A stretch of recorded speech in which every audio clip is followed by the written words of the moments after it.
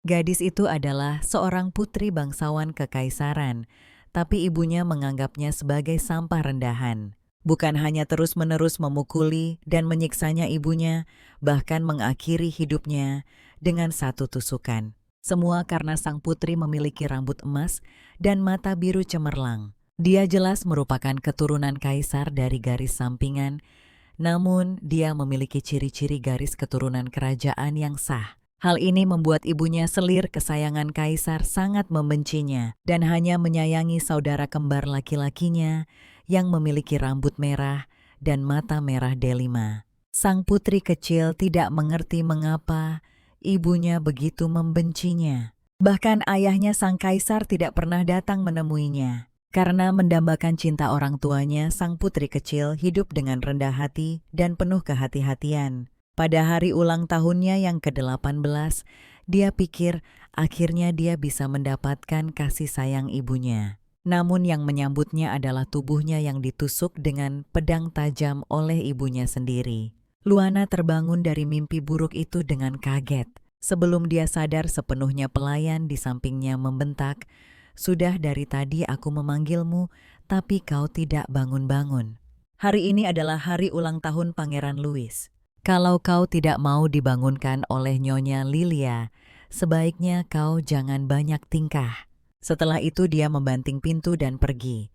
Luana melihat dekorasi kamar yang familiar, menatap tangannya sendiri yang kecil dan mungil. Dia sadar bahwa dia hanyalah seorang anak kecil dan 10 tahun panjang yang baru saja dia alami hanyalah sebuah mimpi. Saat itu juga perasaan deja vu yang aneh menyelimutinya. Rasanya seolah-olah ibunya akan tiba-tiba mendobrak masuk memarahinya karena merusak kue ulang tahun kakaknya. Dan semua terjadi persis seperti yang dia bayangkan. Tubuh kecilnya diseret oleh ibunya dan dia dihukum tidak diberi makan selama 10 hari. Tapi dia sudah memimpikan ini. Sebenarnya pelayanlah yang merusak kue itu, tapi malah menyalahkannya. Seketika rasa dingin merayap di punggungnya. Mungkinkah mimpi itu adalah sebuah ramalan? Jika begitu, apakah akhir dari mimpi itu kematian tragisnya di tangan ibunya juga akan menjadi kenyataan? Pikiran itu membuatnya ketakutan, tapi ibunya menampar wajahnya. Wanita itu menatapnya dengan angkuh. "Aku hanya akan menyayangimu jika kau penurut." Dia berbalik dan pergi mengunci gadis itu di dalam kamar. Selama hari-hari kurungannya, Luana memutar ulang mimpi panjang itu di benaknya. Meskipun detailnya kabur, poin-poin alur utamanya sangat mirip. Pada saat yang sama, dia juga menemukan alasan di balik kebencian ibunya yang terus-menerus. Itu karena rambut emas dan mata birunya sama sekali tidak mirip dengan ibunya. Dia bahkan tidak mirip ayahnya. Sebaliknya, dia sangat mirip dengan permaisuri yang memiliki garis keturunan yang sah. Tapi karena tradisi feodal, takhta hanya bisa diwariskan kepada pewaris laki-laki bukan perempuan. Meskipun permaisuri saat ini adalah pewaris dari garis keturunan yang sah, dia hanya bisa menikahi seorang pangeran dari cabang sampingan untuk melanjutkan garis keturunan dengan melahirkan seorang putra mahkota. Luana tiba-tiba melihat secercah harapan.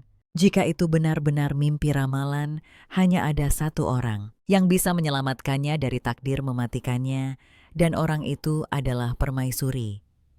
Dia harus menemukannya.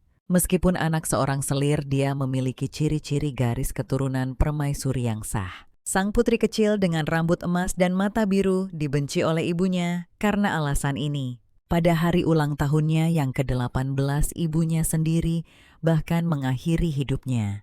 Setelah memimpikan masa depannya sendiri, Luana memutuskan untuk menyelamatkan dirinya. Dia harus menemukan sang permaisuri pewaris yang sah. Rambut emas dan mata birunya adalah bukti terbaik. Ciri-ciri yang sangat dibenci ibunya itu kini malah menjadi kartu asnya untuk bertahan hidup. Dia mati-matian menggedor pintu kamarnya yang terkunci. Tanpa diduga pintu itu tiba-tiba terbuka. Luana yang terjatuh ke lantai. Bahkan belum sempat mengatur napasnya saat tiba-tiba terdengar suara riuh. untuk menghindari ketahuan oleh para pelayan. Luana dengan cepat bersembunyi di balik tirai. Warna rambutnya terlalu mencolok. Jika dia gegabah lari keluar, dia pasti akan ketahuan. Dia pun membungkus tubuhnya dengan tirai berdebu itu dan melarikan diri dari istana putri yang telah memenjarakannya. Untuk pertama kalinya dengan tubuhnya yang begitu kecil, dia tidak tahu jalan menuju istana permaisuri dan tersesat masuk ke dalam labirin yang terbuat dari tanaman hijau. Dia berjalan sambil menunduk entah berapa lama sampai dia mencium aroma mawar yang samar. Luana langsung membeku di tempat, ketakutan. Ini adalah aroma ibunya. Apa ibunya tahu kalau dia kabur? Tepat saat dia kebingungan, seorang anak laki-laki berambut perak dari belakang membekap mulutnya dan menuntunnya untuk bersembunyi di sebuah sudut. Sesaat kemudian ibunya berjalan lewat, namun ibunya sedang mencari putranya Louis. Meskipun mereka saudara kembar, kehidupan Luana dan Louis bagai langit dan bumi. Kakaknya yang mewarisi rambut merah dan mata merah delima ibunya sangat dimanjakan sementara Luana berjuang untuk bertahan hidup di tengah pukulan dan hinaan yang terus-menerus. Louis, ayo kita kembali, semua orang menunggumu, bintang utama pestanya. Ibunya begitu lembut dan penuh kasih sayang terhadap kakaknya. Ini adalah sesuatu yang belum pernah Luana rasakan. Dia juga sangat merindukan cinta dari ibunya. Semakin gadis itu memikirkannya, semakin dia merasa sedih dan air matanya mulai jatuh tak terkendali. Hal ini membuat anak laki-laki berambut perak di belakangnya kebingungan. "Maaf, apa aku membuatmu takut?" tanyanya dengan gugup. Mencoba menjelaskan, tetapi gadis itu malah menangis semakin kencang. Anak laki-laki itu dengan lembut memaksa gadis itu untuk menatapnya, menepuk punggungnya, dan mengajarinya untuk menarik napas dalam-dalam. Luana pun perlahan-lahan menjadi tenang. Melihat senyum cerah anak laki-laki itu, sebuah gambaran melintas di benaknya. Orang ini pernah muncul dalam mimpinya. Meskipun kembar, pangeran berambut merah dan mata merah delima sangat disayang, sementara saudara perempuannya, sang putri dengan rambut emas dan mata biru hidup seperti sampah. Setelah tahu dari mimpinya bahwa dia akan mati di tangan ibunya di masa depan, Luana mati-matian melarikan diri dari istana yang memenjarakannya hanya untuk bertemu dengan seorang anak laki-laki berambut perak yang tidak asing baginya. Orang ini pernah muncul dalam mimpinya. Luana seketika menjadi waspada dan bertanya apa hubungannya dengan dua orang tadi. Anak laki-laki itu tampak kesulitan. Ternyata dia datang untuk menghadiri pesta ulang tahun, tetapi orang tuanya menyuruhnya untuk menjalin hubungan baik dengan pangeran kedua. Dia berencana pergi setelah memberikan hadiah pada sang putri, tetapi dia bahkan belum melihat sang putri sama sekali. Anak laki-laki itu menatap gadis yang terbungkus tirai, mengira dia adalah seorang nona muda yang juga menyelinap keluar karena tidak suka pesta. Luana bertanya mengapa dia ingin bertemu dengan sang putri. Karena permaisuri secara khusus mengundang semua bangsawan untuk datang, tetapi sang putri tamu kehormatannya tidak muncul. Aneh bukan? Seharusnya dia setidaknya keluar untuk menerima ucapan selamat dari semua orang. Luana yang belum pernah merayakan ulang tahun, baru sadar kalau hari itu adalah hari ulang tahun kakaknya. Itu berarti hari ini adalah hari ulang tahunnya juga. Sambil memikirkan hal itu tanpa sadar, dia berkata, "Sepertinya hari ini ulang tahunku juga." Anak laki-laki itu sedikit terkejut. "Kebetulan sekali. Kalau begitu, hadiah ini untukmu." Anak laki-laki itu maju dan memasangkan sebuah gelang di pergelangan tangan gadis itu. Khawatir gadis itu akan merasa terbebani, dia menjelaskan, "Orang tuaku sudah menyiapkan hadiah untuk sang putri. Anggap saja ini hadiah dariku sendiri untukmu. Lagi pula hari ini kan ulang tahunmu. Anggap saja hadiah ini memang untukmu. Selamat ulang tahun." Sambil memperhatikan punggung anak laki-laki itu yang menjauh, Luana merasakan kehangatan di hatinya. Sebenarnya hadiahmu sudah sampai pada pemiliknya, terima kasih. Dia memperhatikan lambang keluarga di kancing anak laki-laki itu. Bunga kecil di atas perisai. Kalau aku bertemu denganmu lagi, aku pasti akan menanyakan namamu. Sementara itu putra mahkota Ludwin sedang dalam suasana hati yang sangat buruk. Bawahannya mencoba membujuknya untuk datang ke pesta ulang tahun pangeran kedua dan putri kecil. Meskipun dia membenci Nyonya Lilia, kedua anak itu tetaplah adik tirinya. Adik tiri Ludwin mencibir, dia benar-benar membenci wanita itu. Dan kedua anaknya. Sejak wanita itu muncul, ayahnya menjadi tergila-gila dengan kecantikannya, mengabaikan tugas kenegaraan, dan menelantarkan dia dan ibunya. Bagaimana mungkin dia tidak membencinya kalau ayahnya menghabiskan seluruh waktunya bersama wanita itu. Tapi bawahannya memberitahunya bahwa sang putri memiliki rambut emas dan mata biru. Simbol pewaris yang sah, konyol sekali. Kaisar punya rambut coklat dan mata gelap. Dan selir itu punya rambut merah dan mata merah padam. Bagaimana mungkin mereka bisa punya anak berambut emas dan bermata biru? Seharusnya dia sudah menghapuskan aturan busuk itu sejak lama. Aturan itu mengatakan seorang wanita tidak bisa mewarisi takhta, tapi saat ini permaisurilah yang menangani semua urusan pemerintahan. Hanya karena dia seorang wanita, dia tidak bisa menjadi penguasa. Itu konyol. Ludwin membulatkan tekadnya. Saat dia naik takhta, dia pasti akan menyingkirkan hukum yang rusak ini. Tiba-tiba terdengar suara dari semak-semak di dekatnya. Keduanya melihat lebih dekat. Seorang anak kecil yang kotor mengintip dari semak-semak. Demi menyelamatkan nyawanya sendiri, dia memutuskan tidak akan lagi menahan siksaan ibunya. Tapi tepat saat dia akhirnya berhasil kabur dari istana yang memenjarakannya, dia malah bertemu dengan kakak tirinya putra mahkota Ludwin. Luana sangat kecewa. Kenapa dia harus bertemu dengannya di sini? Dia pernah mendengar dari para pelayan bahwa putra mahkota membenci semua orang yang berhubungan dengan ibunya. Bukankah itu berarti dia baru saja masuk ke sarang singa? Ludwin merasa lega melihat itu hanyalah seorang anak kecil. Tapi kenapa dia punya rambut emas dan mata biru yang hanya dimiliki keluarga kerajaan? Ludwin melirik ke arah istana Lilia di kejauhan. Mungkinkah rumor itu benar? Apa Putri Lilia benar-benar punya ciri-ciri garis keturunan yang sah? Pria itu menghela napas sambil menekan keningnya. Dia mencondongkan tubuh ke dekat gadis itu. Luana, apa kau sedang bermain-main denganku? Apa yang kau lakukan di sini? Bawahannya Arden sangat terkejut. Anak ini adalah sang putri. Bukankah seharusnya dia sedang merayakan ulang tahunnya? Tapi anak itu berpakaian compang-camping, sepatunya tidak pas, dan dia tampak ketakutan dan gelisah. Dihadapkan dengan pertanyaan putra mahkota Luana, tidak bisa mengkhawatirkan hal lain. Dia mengumpulkan keberaniannya. Aku ingin bertemu Yang Mulia Permaisuri. Tentu saja Ludwin tidak setuju. Sikapnya dingin saat dia menolaknya secara langsung. Tapi kemudian dia melihat Arden sudah melindungi Luana. Ini membuat Ludwin bingung. Bukankah kau pernah ditipu oleh wanita itu sebelumnya? Kenapa kau melindungi putrinya? Arden tidak tega melihat gadis itu dalam keadaan yang begitu menyedihkan. Tiba-tiba perdebatan mereka terhenti oleh suara gemuruh. Gadis itu hampir pingsan karena lapar.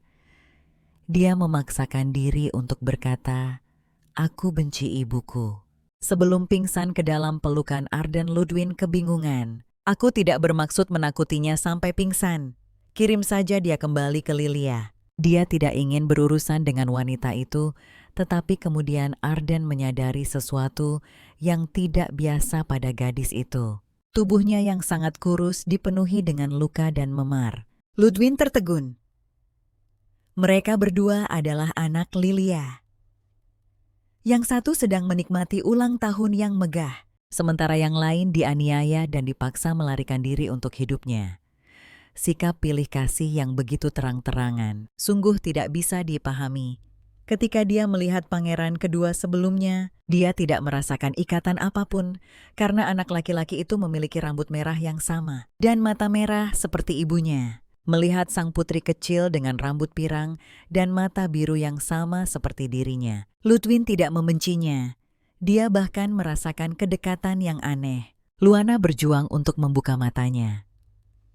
Melihat putra mahkota yang menggendongnya, dia bertanya-tanya, kemana dia tuh akan membawaku? Dokter itu sepertinya telah menemukan rahasia yang luar biasa. Putra mahkota yang berusia 18 tahun sebenarnya memiliki anak haram berusia 5 tahun. Baru saja putra mahkota, Ludwin telah membawa Luana kembali ke istananya. Pelayan Maria harus memastikan beberapa kali sebelum dia percaya. Ini adalah putri selir Lilia. Meskipun mereka semua pernah disakiti oleh Lilia, dia tidak punya niat buruk terhadap sang putri. Bagaimanapun juga anak itu tidak bersalah. Ini membuat Ludwin merasa sedikit bersalah. Membawa anak dari wanita jahat itu muncul di hadapan kalian saja sudah membuatnya merasa sangat bersalah. Tapi kenapa kalian semua tidak keberatan? Saat itu juga dokter Mediko akhirnya tiba. Setelah pemeriksaan, dia menemukan bahwa selain banyak luka di tubuhnya, tidak ada masalah besar. Kemungkinan itu hanya kekurangan gizi. Kekurangan gizi. Seorang anak yang tumbuh di istana kekaisaran, ternyata kekurangan gizi. Ludwin bertanya-tanya apa yang telah dialami anak ini. Tapi Mediko lebih penasaran tentang siapa anak ini. Dia baru saja menyadari bahwa warna rambut anak itu identik dengan putra mahkota. Mungkinkah ini adalah putri Anda yang mulia? Ludwin merasa merinding di bawah tatapan dokter itu. Mediko meyakinkannya, jika konstitusi tubuhnya seperti putra mahkota dengan perawatan yang tepat, dia akan cepat pulih. Ludwin terdiam. Apa hubungannya denganku? Arden, yang berdiri di samping mereka langsung mengerti maksud Mediko dan mencoba memberi isyarat panik dengan matanya, tetapi dokter itu terus melanjutkan perkataannya sendiri. Apakah Yang Mulia Permaisuri tahu tentang ini? Tapi Ludwin belum berani memberitahu ibunya. Setiap tahun pada saat ini, ibunya akan meratapi mendiang saudara perempuannya. Jika dia membawa Luana menemuinya, sekarang itu pasti akan membuat ibunya sedih. Arden menanyakan kondisi gadis itu. Dia merasa anak itu jauh lebih kecil dari teman sebayanya. Dia sedikit lebih kecil dari anak berusia 4 atau 5 tahun, tapi tidak perlu terlalu khawatir. Apa yang kau bicarakan? Anak ini sudah berumur 8 tahun. Mediko terperangah. Yang Mulia Putra Mahkota, anak Anda sudah setua ini. Melihat situasi semakin tidak terkendali, Arden dengan cepat menjelaskan, ini adalah adik putra mahkota, Putri Luana. Mediko akhirnya menyadari bahwa anak ini adalah Putri Lilia. Terus kenapa? Apa yang sebenarnya kau pikirkan? Berapa umurku?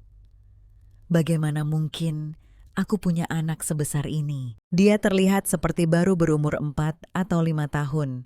Wajar jika aku salah paham. Ini membuat Ludwin sangat bingung. Setiap tahun ibunya memberi Lilia uang tunjangan anak sebanyak itu.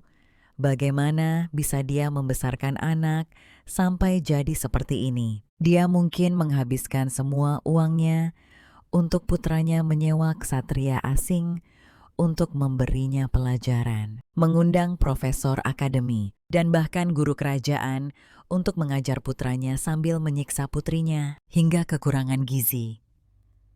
Dia benar-benar tidak bisa mengirim anak ini kembali sekarang. Ayo kita cari seseorang untuk merawatnya dulu.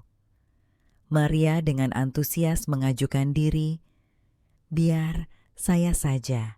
Tapi Maria dan Arden sama-sama pernah disakiti oleh wanita jahat itu. Edwin tidak tega. Melihat rekan-rekannya semua menyetujui pengaturan ini, dia tidak punya pilihan selain setuju. Saat yang lain bubar, kesadaran Luana perlahan kembali merasakan sentuhan lembut di bawahnya. Dia terbangun dengan kaget. Di mana ini? Gadis itu terbangun dan langsung menangis melihat kamar mewah yang asing baginya. Dia tahu akhirnya dia aman setelah lolos dari cengkeraman ibunya yang seperti monster. Luana melihat sekeliling dengan penasaran teringat bahwa dia sempat melihat putra mahkota sebelum pingsan. Mungkinkah dia yang menyelamatkanku? Dia mendorong pintu kamar. Aula megah dan berkilauan di hadapannya membuat gadis itu terpesona. Dia baru saja menyadari gaun baru yang dikenakannya saat sebuah teriakan kaget membuatnya tersandung dan jatuh. Untungnya, sepasang tangan besar menangkapnya tepat waktu. Orang itu membungkuk meminta maaf. "Halo, Yang Mulia Putri. Saya Maria, pelayan pribadi Putra Mahkota. Mulai sekarang, saya akan bertanggung jawab merawat Anda." Tapi Luana yang belum pernah diperlakukan dengan lembut, salah paham dengan maksudnya. "Pelayan Putra Mahkota akan bertanggung jawab atasku apa dia menculikku?" Gadis itu panik dan mulai memohon ampun. Tanpa dia sadari putra mahkota sendiri berdiri tepat di belakangnya dengan ekspresi muram. "Kau anggap aku ini orang seperti apa?" Sampai mengatakan hal seperti itu. Luana sangat ketakutan sampai kakinya lemas. Dia mencengkeram erat ujung pakaian pria itu, memohon agar nyawanya diampuni. Ekspresi ketakutan gadis itu membuat Ludwin terkejut. Dia segera berlutut dan meminta maaf pada gadis itu. "Maafkan aku tidak bermaksud menakutimu." Luana tertegun.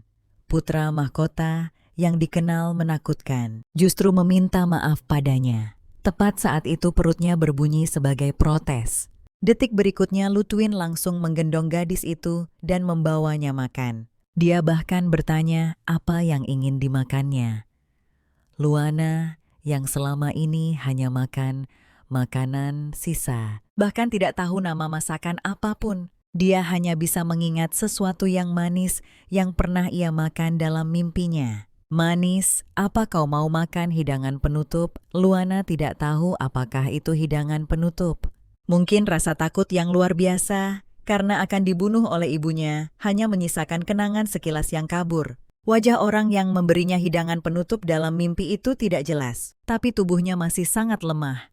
Dia tidak boleh makan yang manis-manis. Ludwin bertanya apakah dia mau minum sup. Luana tidak berani meminta apa-apa. Sup apa saja boleh.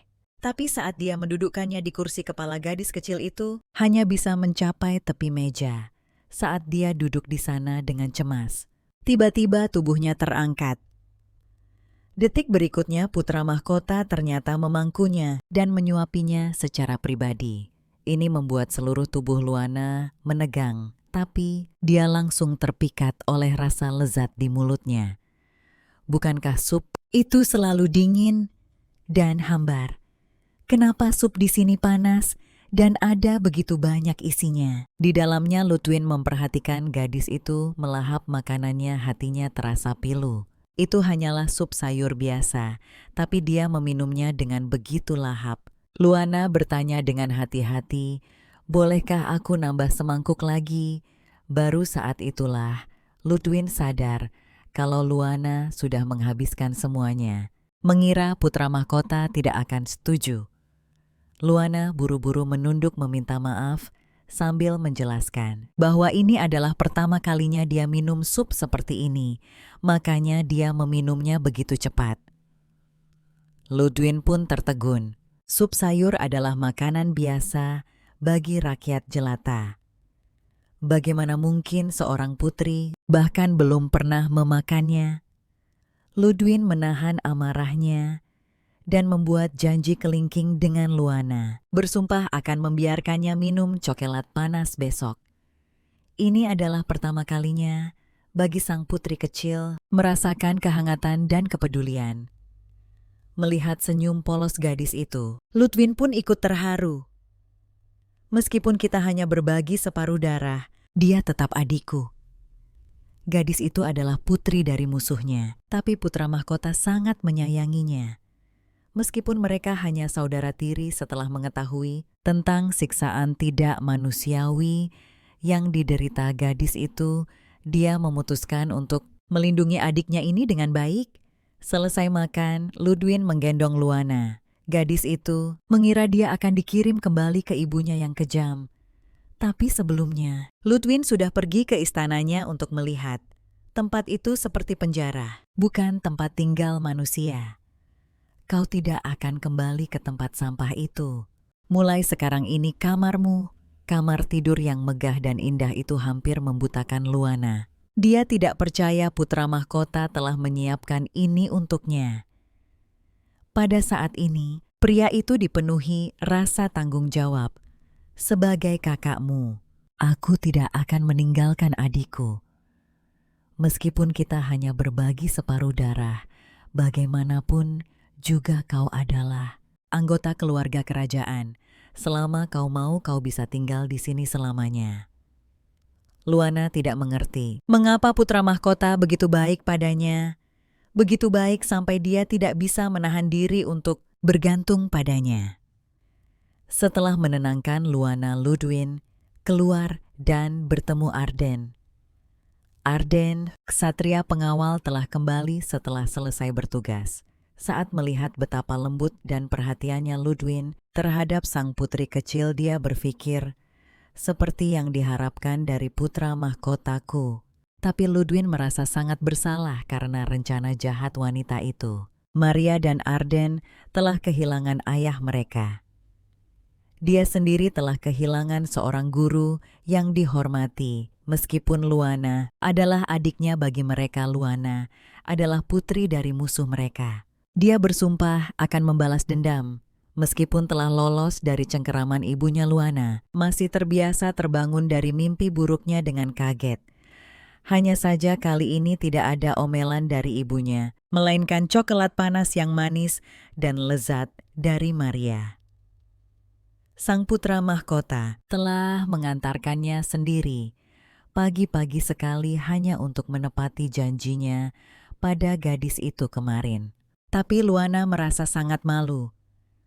Putra mahkota membenci segala sesuatu tentang ibunya, jadi mengapa dia begitu baik padanya? Di istana ini adalah kedua kalinya dia merasakan kebaikan dari orang lain. Dia akan menganggapnya sebagai utang budi dan pasti akan membalasnya di masa depan. Saat mereka mengobrol, keduanya perlahan menjadi akrab. Maria mulai mengeluh pada Luana tentang putra mahkota. Yang mulia, waktu kecil itu membosankan sekali, sama sekali tidak imut, tapi dia malah punya adik perempuan menggemaskan sepertimu. Luana melihat situasinya tidak baik. Tepat saat dia akan memperingatkannya, putra mahkota muncul di belakang mereka dengan ekspresi datar. Jadi begini pendapat pelayan pribadiku tentang aku. Dia adalah seorang putri kekaisaran. Jika dia telah dianiaya oleh ibunya sendiri sejak lahir, tidak pernah merasakan kehangatan baru setelah bertemu dengan saudara tirinya. Sang putra mahkota, dia merasakan perasaan disayangi untuk pertama kalinya. Tiba-tiba sebuah boneka kelinci besar jatuh dari langit dan mendarat di atas Luana. Ternyata itu adalah hadiah ulang tahun dari Arden, meskipun ulang tahun sang putri yang kemarin sudah lewat. Ini adalah hadiah ulang tahun pertama yang benar-benar menjadi miliknya. Saat ini dia sangat bahagia. Gelang yang terlepas dari pergelangan tangannya menarik perhatian Ludwin. Benda seindah itu pastinya bukan hadiah dari Lilia. Dia berbalik dan memerintahkan Arden untuk menyelidiki asal-usul gelang itu. Gadis kecil yang tenggelam dalam kebahagiaan itu memeluk kelinci dengan erat, namun dia tidak bisa menahan diri untuk bertanya-tanya apakah ibunya bisa sehangat mereka. Memikirkan hal itu semua, keluh kesahnya tumpah ruah dan air matanya mengalir tanpa henti. Bertahun-tahun siksaan membuatnya meragukan masa depannya. Apa aku juga bisa bahagia? Di bawah pengaruh bujukan lembut dan coklat, Luana akhirnya tertidur lelap. Ini semua berkat Arden, yang juga seorang kakak. Dia sangat pandai menghadapi anak-anak, tapi mereka tidak bisa menggunakan coklat untuk menidurkannya setiap saat. Namun, tak satu pun dari mereka yang berpengalaman dalam mengasuh anak. Maria menyarankan untuk memanggil pengasuh, tetapi Ludwin dan Arden menghentikannya bersamaan. Jika pengasuh itu tahu dia pasti akan melaporkannya kepada permaisuri. Bertahun-tahun yang lalu sekitar waktu ini, ibu mereka sangat terpukul oleh kematian saudara perempuannya dan tidak bisa lagi memiliki anak. Dia menjadi sangat menyukai anak perempuan dan sangat memanjakan keponakannya Selena. Jika ibu mereka mengetahui pengalaman tragis Luana, kondisi mentalnya pasti akan terguncang. Terlebih lagi begitu situasi Luana diketahui, meskipun dia akan mendapatkan simpati semua orang, dia juga akan menghadapi cemoohan karena hanya memiliki garis keturunan cabang. Bagaimanapun dia adalah putri kandung Lilia dan pasti akan dikembalikan kepada ibu kandungnya. Saat itu yang menantinya pastilah siksaan yang lebih kejam lagi. Lebih baik melapor kepada permaisuri beberapa hari lagi. Di hari-hari berikutnya, di bawah perawatan Maria yang telaten, kesehatan Luana pulih dengan pesat. Hanya saja coklatnya disita yang sangat dia rindukan. Maria sedang menyajikan makanan untuk Luana ketika dia tiba-tiba teringat sesuatu dan harus pergi sebentar, menyuruh Luana untuk membunyikan bel jika dia membutuhkan sesuatu. Tapi ini menempatkan gadis kecil itu dalam posisi sulit. Dia takut memanggil orang lain. Setiap kali dia pergi ke ruang makan, tatapan para pelayan lain membuatnya merasa tidak nyaman. Rasa kaget, penasaran, dan bahkan cemoohan. Semua orang berbisik Putri Lilia. Kenapa dia tinggal di istana putra mahkota? Jadi dia hanya bisa menunggu dengan patuh sampai Maria kembali. Saat itu Arden muncul diam-diam di pintu. Setelah memastikan Maria tidak ada, dia merasa lega. Benda yang dibawa Arden membuat mata gadis kecil itu berbinar. Itu adalah coklat. Putra mahkota yang dikabarkan dingin dan kejam itu ternyata telah menjadi kakak yang super penyayang. Kamar mewah dan makanan lezat semua telah diatur. Kemanapun dia pergi, dia selalu menggendong adiknya. Dia bahkan takut adiknya akan salah paham. Jadi bahkan saat sibuk bekerja, dia akan mengirim seseorang untuk memberitahunya. Bukannya kakak tidak menyayangimu. Kakak hanya terlalu sibuk dengan urusan kenegaraan untuk bisa menemuimu. Luana sama sekali tidak keberatan. Karena dia dulu hanya bertemu ibunya seminggu sekali atau bahkan sebulan sekali. Tepat pada saat itu Maria tiba-tiba kembali.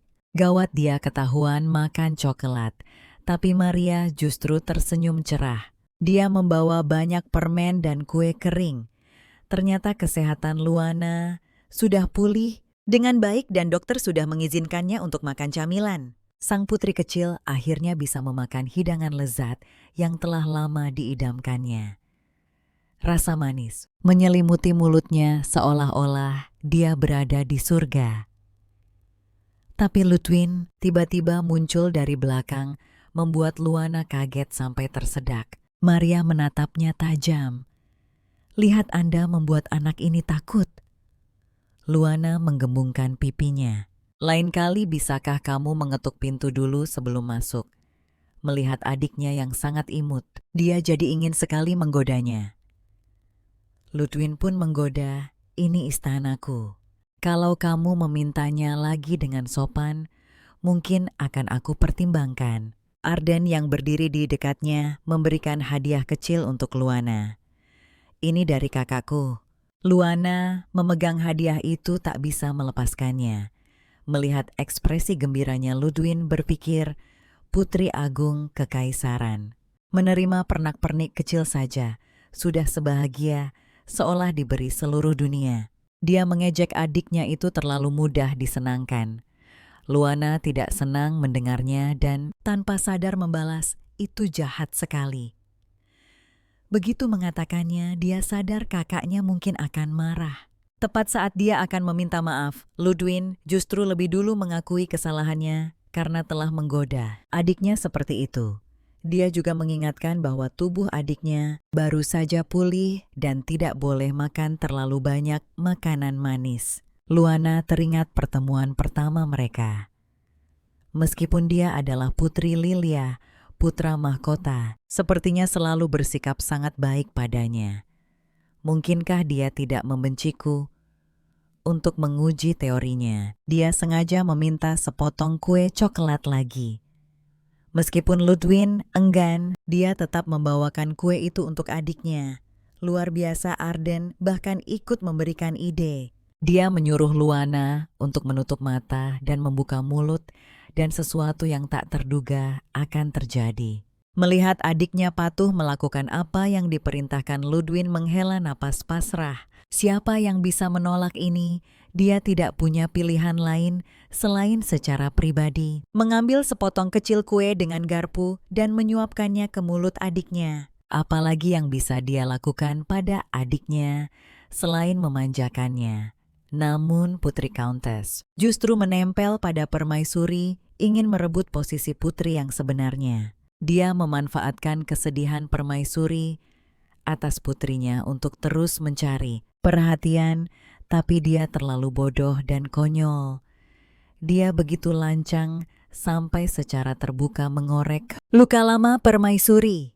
Suasana hati permaisuri telah membaik beberapa hari ini. Putra mahkota Ludwin berencana untuk memberitahu ibunya tentang situasi Luana, tapi dia bertemu dengan Countess di istana permaisuri. Mengira putrinya telah mendapatkan simpati permaisuri, wanita itu mulai besar kepala. Tapi dia diperingatkan oleh putra mahkota yang membenci mereka untuk tahu diri. Jangan punya ide-ide konyol. Wanita itu tidak bisa menyembunyikan sifat serakahnya. Selama permaisuri terus menyayangi putrinya, apa yang bisa dilakukan putra mahkota meskipun dia menentangnya? Masa depan putrinya pasti akan gemilang. Dia sama sekali tidak akan menyerah. Saat Ludwin bertemu permaisuri, ibunya sedang menikmati teh sore. Permaisuri sangat senang melihat putranya.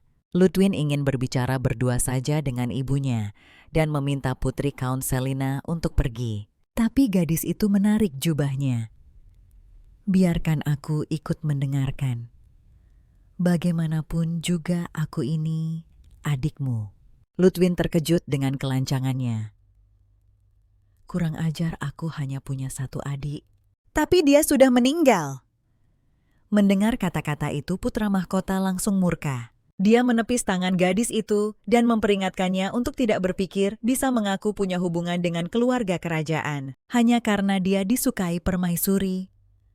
Jangan keterlaluan. Gadis itu menoleh pada permaisuri untuk meminta bantuan. Tapi permaisuri dengan menghilangkan ekspresi ramahnya yang biasa dengan dingin menyuruhnya keluar.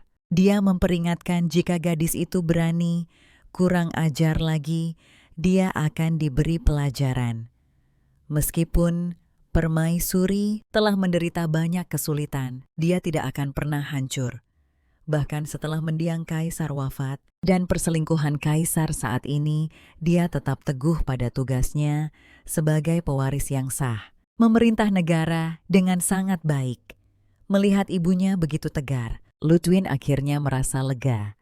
Dia memberitahu ibunya bahwa Putri Luana dipukuli dan dianiaya oleh ibunya, dan dia menemukannya setelah kabur dari istana. Karena kekurangan gizi, dia sekarang dirawat di istana putra mahkota. Permaisuri terkejut mendengar ini, dan karena penganiayaan Lilia terhadapnya, para pelayan di istana sang putri juga mengabaikannya. Itulah sebabnya dia hilang selama beberapa hari tanpa ada yang menyadarinya. Permaisuri segera ingin pergi menemui Luana, meskipun dia bukan anak kandungnya. Permaisuri pernah menemuinya setelah dia lahir. Wajahnya sangat mirip dengan putrinya sendiri yang telah meninggal. Hanya dengan sekali lihat, bayangannya sudah terukir jauh di dalam hatinya. Meskipun gadis itu adalah putri selir, dia sangat mirip dengan anak permaisuri yang meninggal di usia muda. Setiap kali melihat anak ini, rasa sakit permaisuri karena kehilangan putrinya akan mereda. Tapi bagi seorang permaisuri, untuk sering mengunjungi anak seorang selir adalah tindakan yang akan selalu menuai kritik. Permaisuri tidak punya pilihan lain selain menjaga jarak dari gadis itu. Dia tidak pernah menyangka bertahun-tahun kemudian mengetahui bahwa gadis itu sedang disiksa dan dianiaya oleh selir itu. Permaisuri ingin menemuinya, tapi dia ragu, tidak berani mendorong pintu. Maria memberitahunya bahwa Luana, keadaannya sudah sangat baik sekarang. Dia bisa makan dan tidur nyenyak dan dia sangat suka makanan manis. Putra mahkota juga berkata bahwa setiap kali dia melihatnya gadis itu sedang makan, seolah-olah dia dilahirkan untuk makan. Tapi dia masih sedikit khawatir. Sebagai permaisuri, dia telah gagal merawat anak-anak di harem dengan baik. Ini adalah kelalaian tugasnya. Apa anak ini akan menyalahkanku? Melihat keraguan ibunya, Ludwin langsung mendorong pintu hingga terbuka. Jika ibu khawatir, masuk saja dan lihat. Tapi Luana saat ini sedang tertidur lelap. Melihat tubuh kecil gadis itu, permaisuri tidak percaya ini adalah anak berusia 8 tahun. Bagaimana bisa Lilia begitu kejam, bahkan pada anaknya sendiri? Ini membuat hati permaisuri hancur. Tepat pada saat itu, sang putri kecil membalikan badan dalam tidurnya membuat tangan permaisuri yang terulur membeku di udara. Dia menepuk-nepuk gadis itu dengan lembut menenangkannya kembali hingga tertidur lelap. Di ruang kerjanya, permaisuri memanggil kepala pelayan istana. Dia menunjukkan laporan investigasi tentang Luana dan istana sang putri. Meskipun dana yang dialokasikan untuk sang putri sudah cukup, sangat sedikit yang benar-benar dihabiskan untuk Luana. Sisanya telah dihambur-hamburkan oleh Lilia. Kepala pelayan istana terkejut setelah membaca laporan itu. Permaisuri menyatakan bahwa mulai sekarang, dia secara pribadi akan mengelola pengeluaran sang putri. Pertama, dia akan mencabut akses Lilia. Ludwin mengingatkan ibunya bahwa Lilia pasti akan datang dan membuat keributan. Tetapi jika menyangkut Luana, permaisuri tidak akan mundur kali ini. Jika dia datang untuk membuat masalah, suruh dia datang menemuiku langsung. Tidak perlu berbelas kasihan pada wanita yang begitu kejam bahkan pada anaknya sendiri. Tepat pada saat itu, suara langkah kaki ringan terdengar dari luar pintu. Itu adalah Luana yang sedang bermain dengan Arden. Putri kecil itu bangun karena lapar dan datang mencari mereka sendiri. Ini membuat Ludwin merasa seperti penyedia makanan pribadi untuk adiknya. Karena sudah waktunya makan malam, Ludwin mengundang ibunya untuk bergabung. Baru saat itulah Luana menyadari ada permaisuri di sana. Tiba-tiba Luana berpikir, permaisuri sangat baik hati dan tidak akan menyakitiku, tapi itu bukan berarti dia tidak akan menyukaiku. Permaisuri mana yang akan menyukai putri dari selir yang bermasalah? Dia harus segera turun dari gendongan putra mahkota. Sang putri kecil telah mencoba kabur dari siksaan ibunya yang kejam dan menyelinap keluar istana untuk mencari perlindungan permaisuri. Tetapi saat dia benar-benar bertemu dengan sang permaisuri, dia menjadi takut. Permaisuri mana yang mau menyukai putri dari seorang selir yang merepotkan? Dia meronta untuk turun dari gendongan putra mahkota, tetapi tetap digendong sampai ke ruang makan. Permaisuri bisa melihat bahwa kemunculannya yang tiba-tiba telah membuat Luana menjadi pendiam. Ludwig meyakinkannya, jangan khawatir, anak ini tidak akan kehilangan nafsu makannya, hanya karena ada orang lain di sini. Dan itu benar. Luana setiap hari kalau tidak sedang makan, ia sedang dalam perjalanan untuk makan. Sepiring steak lezat diletakkan di depan gadis kecil itu, tapi Ludwig segera menariknya ke hadapannya sendiri. Permaisuri mengira dia salah lihat. Putra mahkota ternyata sedang memotong daging untuk sang putri. Kapan putranya menjadi begitu lembut? Dia dengar Ludwig bahkan secara pribadi menidurkan Luana. Sebelumnya, permaisuri pun semakin terkejut. Dia menatap tajam saudara tirinya Louis dan sangat dingin terhadap putri Count. Kenapa dia begitu istimewa terhadap Luana Mungkinkah karena anak ini memiliki rambut emas dan mata biru yang sama dengannya? Jika anakku sendiri masih hidup, dia pasti akan seusia ini. Apakah dia akan semanis Luana? Setelah makan, tepat saat Luana menghabiskan hidangan penutupnya, Ludwig mendorong porsinya sendiri ke hadapan Luana. Sang permaisuri juga memberikan porsinya kepada Luana. Meskipun dia bilang tidak terima kasih, tangannya dengan patuh mengambilnya. Anak ini sangat suka makan. Aku takut dia bisa dengan mudah terpancing dengan makanan. Permaisuri bertanya pada putranya, "Kau tidak membuatnya kelaparan kan?" Ludwig membela diri. Ibu tidak tahu betapa banyaknya anak kecil ini bisa makan, dan saat dia mulai makan, dia melupakan orang lain. Begitu dia selesai bicara, sebuah sendok terulur ke mulutnya. Itu adalah sang putri kecil yang mengajak Ludwig untuk menikmati hidangan penutup bersamanya. Ekspresi permaisuri mengeras saat dia memperingatkan putranya, perasaan seorang anak bisa terluka oleh kata-katamu. Mulai sekarang, jaga ucapanmu di depannya. Jangan menindas Luana. Khawatir Ludwig tidak merawatnya dengan cukup baik, permaisuri mengusulkan untuk membawa putri kecil itu tinggal bersamanya. Dia bertanya pada Luana, "Maukah kau tinggal bersamaku?" Dia bahkan mencoba menggodanya dengan makanan lezat. Tapi Luana berpikir dengan hati-hati. Jika dia ingin berurusan dengan ibunya, tinggal bersama permaisuri tentu akan lebih baik daripada tinggal bersama putra mahkota. Tapi mengingat perhatian yang diberikan putra mahkota, Arden dan Maria beberapa hari terakhir ini, Luana memutuskan untuk tetap tinggal. Permaisuri menghargai pilihannya. Saat itu Maria tiba-tiba masuk untuk melapor. Dia ragu-ragu melirik Luana. Luana dengan tajam merasakan mungkin ini ada hubungannya dengan ibunya. Melihat Ludwig hendak membawanya pergi, dia memohon, "Bolehkah aku ikut mendengarkan?" Tapi karena tidak ingin Luana terlibat dalam perselisihan orang dewasa, putra mahkota membuat alasan dan menggendongnya pergi. Maria berkata para pelayan dari istana sang putri sedang mencari yang mulia di mana-mana. Mereka belum berani memberitahu Lilia tentang hilangnya sang putri, mereka hanya mencari diam-diam sendiri. Para pelayan licik ini benar-benar hina. Saat permaisuri hendak pergi, dia bertanya pada Maria, rasa hidangan penutup apa yang disukai sang putri. Meskipun gadis itu adalah putri selir, dia menerima kasih sayang permaisuri yang tak terbatas. Setelah mengetahui bahwa Luana menyukai makanan manis, permaisuri mengirimkan satu meja penuh dengan berbagai macam hidangan penutup. Luana terkejut.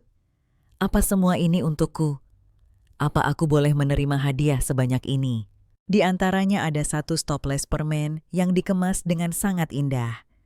Ini adalah makanan lezat yang belum pernah Luana cicipi sebelumnya. Perasaan manis yang meleleh dan menyelimuti dirinya adalah kejutan yang luar biasa baginya. Bahkan toples permennya terbuat dari kristal mahal. Luana pun bingung, mengapa permaisuri begitu baik padanya. Dia terkejut dengan kasih sayang yang tiba-tiba ini. Takut jika dia melakukan kesalahan sedikit saja, kebaikan ini akan langsung lenyap jika Anda memakannya dengan gembira. Permaisuri akan sangat senang. Dulu, dia harus berusaha keras menyenangkan ibunya hanya untuk menghindari pukulan.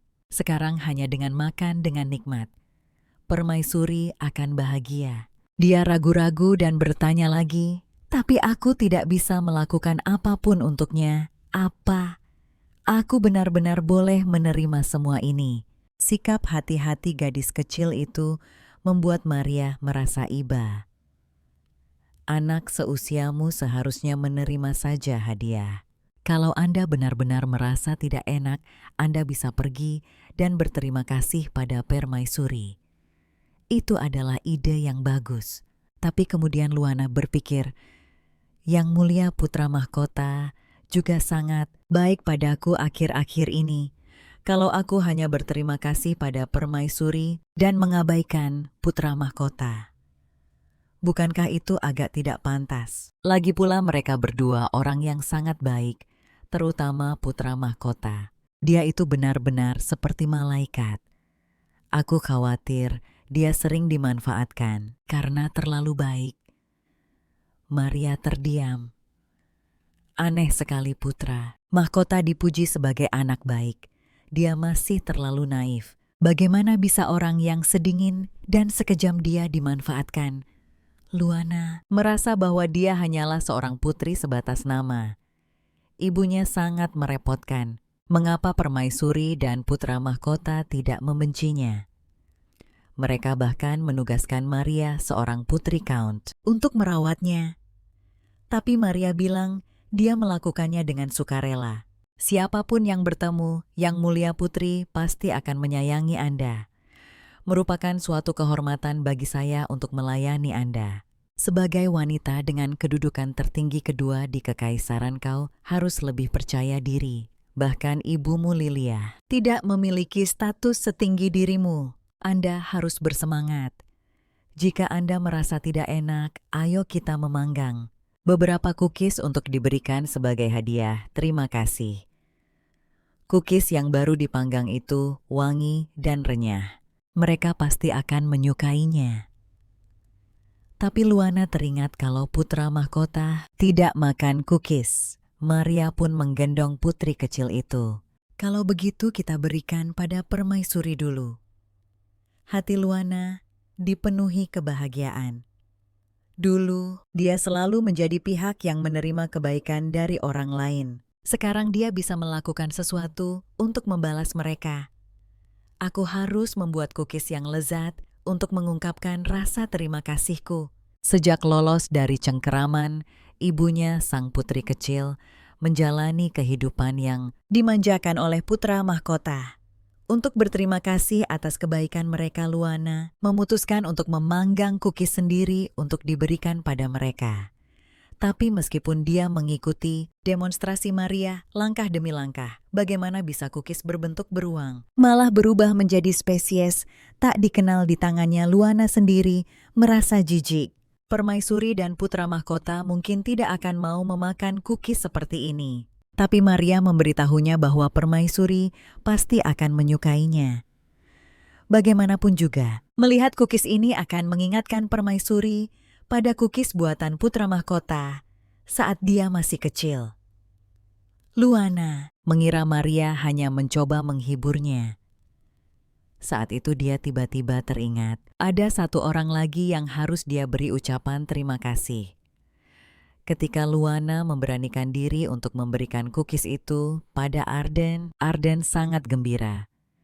Yang Mulia Putri secara pribadi membuatkan cookies untukku dan ini cookies rakun yang sangat imut. Sebenarnya itu cookies beruang. Melihat kebahagiaan tulus Arden model, Luana merasa sangat puas. Tepat pada saat itu, putra mahkota tiba-tiba muncul. Arden buru-buru memamerkannya. Ini adalah kue kering yang dibuatkan. Yang Mulia Putri untukku. Lucu kan putra mahkota tidak bisa tersenyum karena dia tidak dapat bagian. Mengabaikan pujian Arden yang menyanjung kue itu, setinggi langit dia berkata dengan dingin, tidak lucu sama sekali. Luana berpikir dalam hati, sudah kuduga kue buatanku memang jelek. Maria pun tertawa. Bagaimana mungkin kue ini kan mirip sekali dengan yang biasa dibuat oleh Yang Mulia Putra Mahkota dulu. Apa mendengar kata-kata itu keduanya terkejut. Masa lalu kelam putra mahkota terbongkar tanpa ampun. Aku membuatnya sejelek dia. Dia membuatnya sejelek aku. Putra mahkota tidak mau mengakui kalau kuenya jelek. Dia pun mengubah penilaiannya terhadap kue buatan Luana. Kalau dilihat dari dekat sebenarnya tidak buruk juga. Sepertinya dia punya bakat. Luana benar-benar kagum pada Maria. Hanya dengan satu kalimat, dia bisa membuat putra mahkota mengubah kata-katanya dan memujinya. Luana pun ikut memberanikan diri dan berkata, dia akan berusaha lebih baik dari kakaknya. Kata kakak yang tidak sengaja terucap itu membuat putra mahkota terdiam membeku. Kau baru saja memanggilku kakak. Saat itulah Luana baru menyadari kesalahannya. Bagaimana ini? Apa dia akan menganggapku lancang? Bagaimana kalau dia tidak mengakuinya? Luana ingin meminta maaf, tapi rasa sedih yang muncul di hatinya membuatnya mulai terisak. Tepat saat itu dia ditarik ke dalam sebuah pelukan hangat. Terdengar suara lembut putra mahkota, kau adalah adik perempuanku. Dikelilingi oleh kehangatan sang putri kecil, perlahan-lahan tertidur. Bahkan dalam tidurnya dia terus memegang tangan putra mahkota, tidak mau melepaskannya. Melihat gadis yang tertidur itu, dia berpikir, meskipun dia adalah Putri Lilia sejak pertama kali aku melihatnya, aku merasakan sesuatu yang berbeda. Seolah-olah dia benar-benar adik kandungku. Dalam mimpinya Luana masih merasa cemas. Dia khawatir identitasnya sebagai putri seorang selir akan membuat putra mahkota membencinya. Baru setelah putra mahkota meyakinkannya, aku akan tetap di sisimu, barulah dia menunjukkan senyum manis seorang anak kecil. Keesokan harinya Luana membuka mata dan melihat putra mahkota berbaring di tempat tidur bersamanya. Gadis itu terbangun membuka matanya dan melihat kakak tirinya tidur di sampingnya. Setelah terkejut, dia buru-buru menutup matanya dan berpura-pura tidur. Sambil sesekali mengintip, dia kembali mengagumi betapa identiknya warna rambut mereka. Tapi kemudian putra mahkota tiba-tiba membuka matanya. Luana sangat kaget sampai berteriak. Putra mahkota menggodanya. Aktingmu terlalu kentara. Kalau mau melihatku bilang saja. Kenapa harus sembunyi-sembunyi? Aku jadi penasaran kau meniru kebiasaan siapa. Begitu dia mengatakannya, Maria tahu ini pertanda buruk. Putra mahkota juga sadar bahwa kata-katanya mungkin akan mengingatkan Luana pada ibunya. Dan semua pengalaman buruknya, dia pun segera meminta maaf kepada Luana. Tapi gadis itu tidak sedih. Sebaliknya dia bilang kalau dia meniru putra mahkota.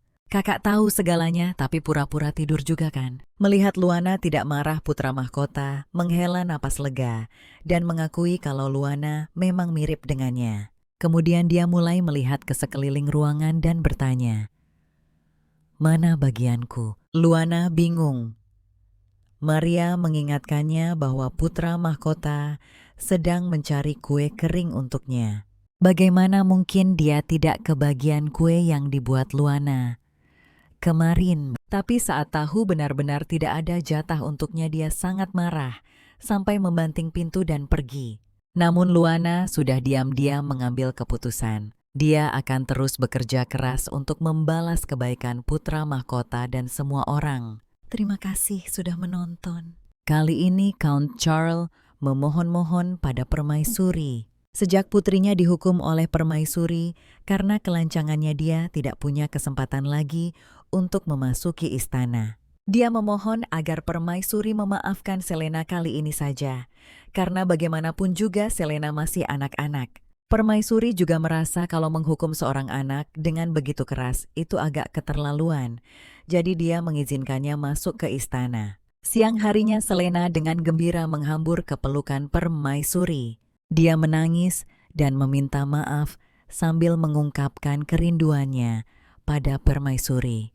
Tetapi sejak permaisuri bertemu dengan Luana, dia selalu teringat padanya setiap kali melihat gadis kecil lain.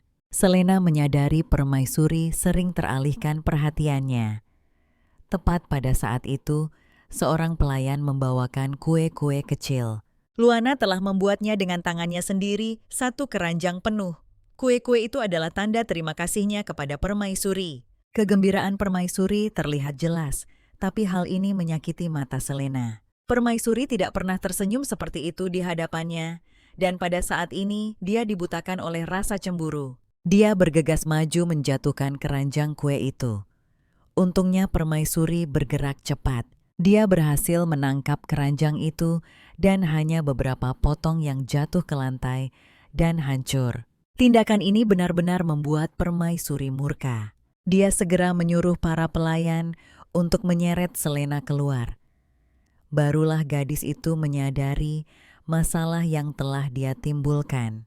Dia menangis dan meronta-ronta memohon ampunan Permaisuri, tetapi Permaisuri mengabaikannya. Dia hanya menatap kue-kue di tangannya dengan ekspresi sedih. Hanya karena Permaisuri tersenyum bahagia saat menerima hadiah Putri Kaun itu menjadi cemburu. Dia dengan sengaja menjatuhkan hadiah buatan tangan sang putri. Akibatnya dia membuat Permaisuri benar-benar murka. Dia diusir dari istana tanpa ampun. Selena teringat saat pertama kali melihat Permaisuri, seorang permaisuri yang cantik dan anggun berdiri di tempat yang tinggi, begitu bersinar dan mempesona. Sejak saat itu dia bermimpi suatu hari nanti bisa menjadi seperti Permaisuri. Dia ingin menjadi eksistensi yang paling bersinar. Setelah itu dia mengambil setiap kesempatan untuk menunjukkan kehadirannya di depan Permaisuri. Dia tahu betul kesukaan Permaisuri pada anak perempuan setelah kehilangan putrinya sendiri. Dia berpikir jika dia bisa merebut hati Permaisuri, dia bisa melompat dari statusnya sebagai putri seorang count. Dia bisa menjadi kesayangan Permaisuri. Tapi semuanya berubah dengan kemunculan gadis itu. Biasanya Selena bersikap sombong, mengandalkan statusnya sebagai keponakan Permaisuri. Sekarang setelah dia dibenci oleh Permaisuri, para gadis bangsawan pun memanfaatkan kesempatan itu. Tentu saja mereka mulai menertawakan kemalangannya. Mereka mengejeknya karena mengidap sindrom putri, padahal tidak punya takdir sebagai seorang putri. Mereka bilang dia hanya berkhayal menjadi seorang putri. Gadis-gadis itu sengaja memprovokasinya mengatakan bahwa Permaisuri memperlakukan Putri Luana seperti putrinya sendiri. Hal ini membuat Selena gila karena cemburu. Dia berbalik dan pergi dengan marah. Dia membenci Luana sampai ke tulang. Permaisuri tidak pernah tersenyum padanya seperti itu. Kenapa Permaisuri begitu menyayangi gadis itu, statusnya sebagai keponakan? Permaisuri sama sekali tidak lebih rendah darinya. Seharusnya dia tidak kalah dari seseorang dari garis keturunan cabang keluarga. Selena yang dipenuhi amarah menemui ayahnya sang count. Dia menuntut agar ayahnya membuat Permaisuri mengusir Luana. Sang count terkejut dengan kata-kata konyol itu.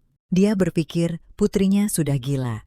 Sementara itu Permaisuri mengetahui bahwa pihak Lily masih belum menemukan sang putri. Dia memutuskan untuk berkonfrontasi dengannya besok. Dia akan meminta pertanggungjawabannya karena telah menggelapkan dana tunjangan sang putri. Dia juga akan mengambil kesempatan itu untuk mendapatkan hak asuh atas sang putri. Karena Permaisuri mengundang Luana untuk makan siang, Maria tidak siap. Dia harus mengeluarkan satu set pakaian masa kecilnya sendiri. Pakaian-pakaian itu untuk dipilih oleh Luana. Berencana akan memesan gaun baru yang dibuat khusus oleh perancang busana untuknya nanti. Akan tetapi Luana mengira itu karena identitasnya yang sensitif untuk mencegah orang luar melihatnya dan memulai rumor yang tidak menyenangkan.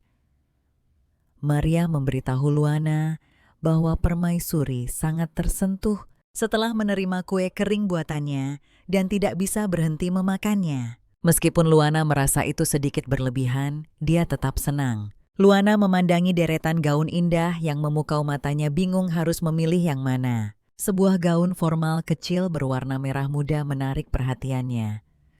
Bolehkah aku mencoba yang ini? Meskipun gadis itu adalah seorang putri bangsawan, dia telah dianiaya dengan kejam oleh ibunya sejak kecil dan belum pernah mengenakan satu pun pakaian yang layak.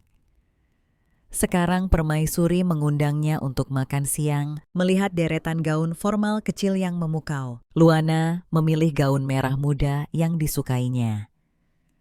Maria menghiburnya mengatakan bahwa untuk hari ini gaun itu sudah cukup dan besok akan ada banyak pakaian baru yang indah dibuatkan untuknya. Tapi Luana tidak punya uang sepeser pun. Bagaimana dia bisa membelinya? Jangan khawatir. Yang Mulia Putra Mahkota adalah orang yang sangat kaya raya yang memegang warisan mendiang kaisar. Beliau akan membayar semuanya. Luana merasa sedikit malu karena selalu membuat Putra Mahkota mengeluarkan uang. Selain itu, dia adalah Putri Lili. Apa dia benar-benar berhak melangkahkan kaki ke istana Permaisuri? Permaisuri adalah ibu tirimu, jadi kau juga putri Permaisuri. Tentu saja kau boleh pergi ke istana Permaisuri. Setelah berdandan, Luana menatap dirinya yang anggun dan cantik, dan hampir tidak mengenali siapa dirinya. Apakah ini masih gadis kecil kotor dari sebelumnya? Tetapi ketika Maria mengeluarkan sepasang sepatu kulit kecil berwarna merah, Luana menggigil.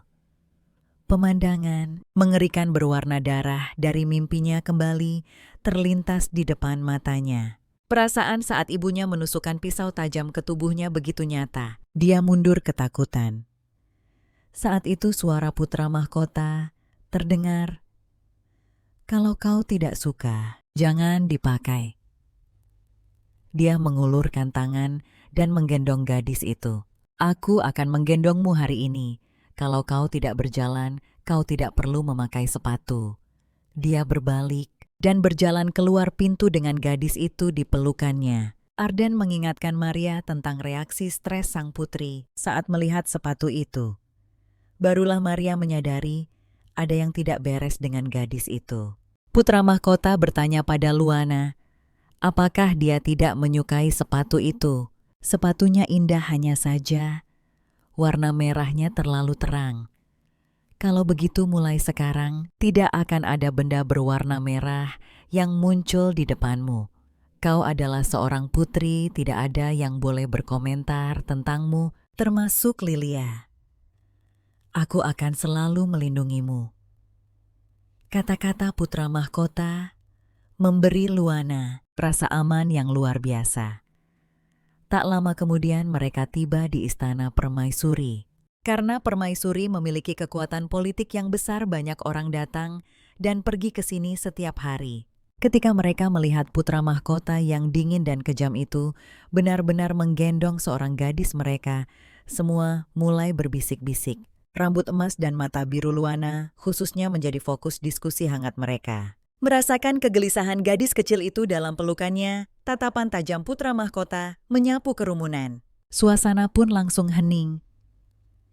Saat itu Luana melihat seorang pria berambut perak. Ternyata itu adalah Duke Esteban. Luana hanya merasa familiar dengannya, seolah-olah dia pernah melihatnya di suatu tempat. Pada saat itu, seorang pelayan di kerumunan melihat Luana. Dia ketakutan. "Kenapa Tuan Putri ada di sini? Aku harus segera melapor pada Nona Lilia." Dahulu kala ada seorang peri cantik yang terus-menerus dikejar oleh kaisar pertama. Peri itu menjadi permaisurinya. Untuk menyenangkan sang permaisuri, kaisar menghabiskan banyak uang untuk membangun istana permaisuri yang membuat seluruh kekaisaran tercengang. Luana menatap istana yang megah itu benar-benar terpukau. Indah sekali, tapi apa peri benar-benar ada di dunia ini? Tentu saja ada, tapi mereka tidak pernah berinteraksi dengan orang luar. Mereka hanya berhubungan dengan anggota keluarga kekaisaran yang terkait dengan permaisuri pertama. Saat perayaan tahun baru tiba, aku bisa membawamu untuk bertemu mereka. Mendengar dia bisa bertemu Peri, Luana sangat gembira. Saat itu juga, pelayan Talon datang untuk menyambut mereka. Sikapnya ramah dan hangat, dan Luana merasa aneh. Kenapa semua orang di sekitar permaisuri begitu baik padanya? Padahal dia adalah putri dari selir yang mereka benci. Menerima kebaikan mereka dengan begitu wajar, dia merasa benar-benar tidak tahu malu. Merasakan ketegangan gadis itu, pangeran mahkota dengan lembut menenangkannya. Melihat mereka berdua tiba, permaisuri menyambut mereka dengan hangat. Luana mendekat ke telinga pangeran mahkota dan berbisik, apa yang harus kukatakan agar permaisuri senang. Sang permaisuri benar-benar terpesona oleh ekspresinya yang menggemaskan. Pangeran mahkota langsung menggendong Luana ke tempat duduknya. Permaisuri melihat gadis itu tidak memakai sepatu dan menanyakan alasannya. Pangeran mahkota hanya mengatakan karena dia menggendongnya, jadi tidak perlu sepatu. Hidangan lezat disajikan di atas meja. Luana dengan patuh membuka mulutnya menunggu pangeran mahkota menyuapinya. Permaisuri memperhatikannya, merasa gemas. Dia juga ingin menyuapi gadis itu. Tiba-tiba seorang pelayan bergegas masuk yang mulia, selir ada di sini. Mata pangeran mahkota langsung menjadi dingin. Ini menyangkut masa depan Luana. Dia memohon pada pangeran mahkota, berharap dia juga bisa hadir.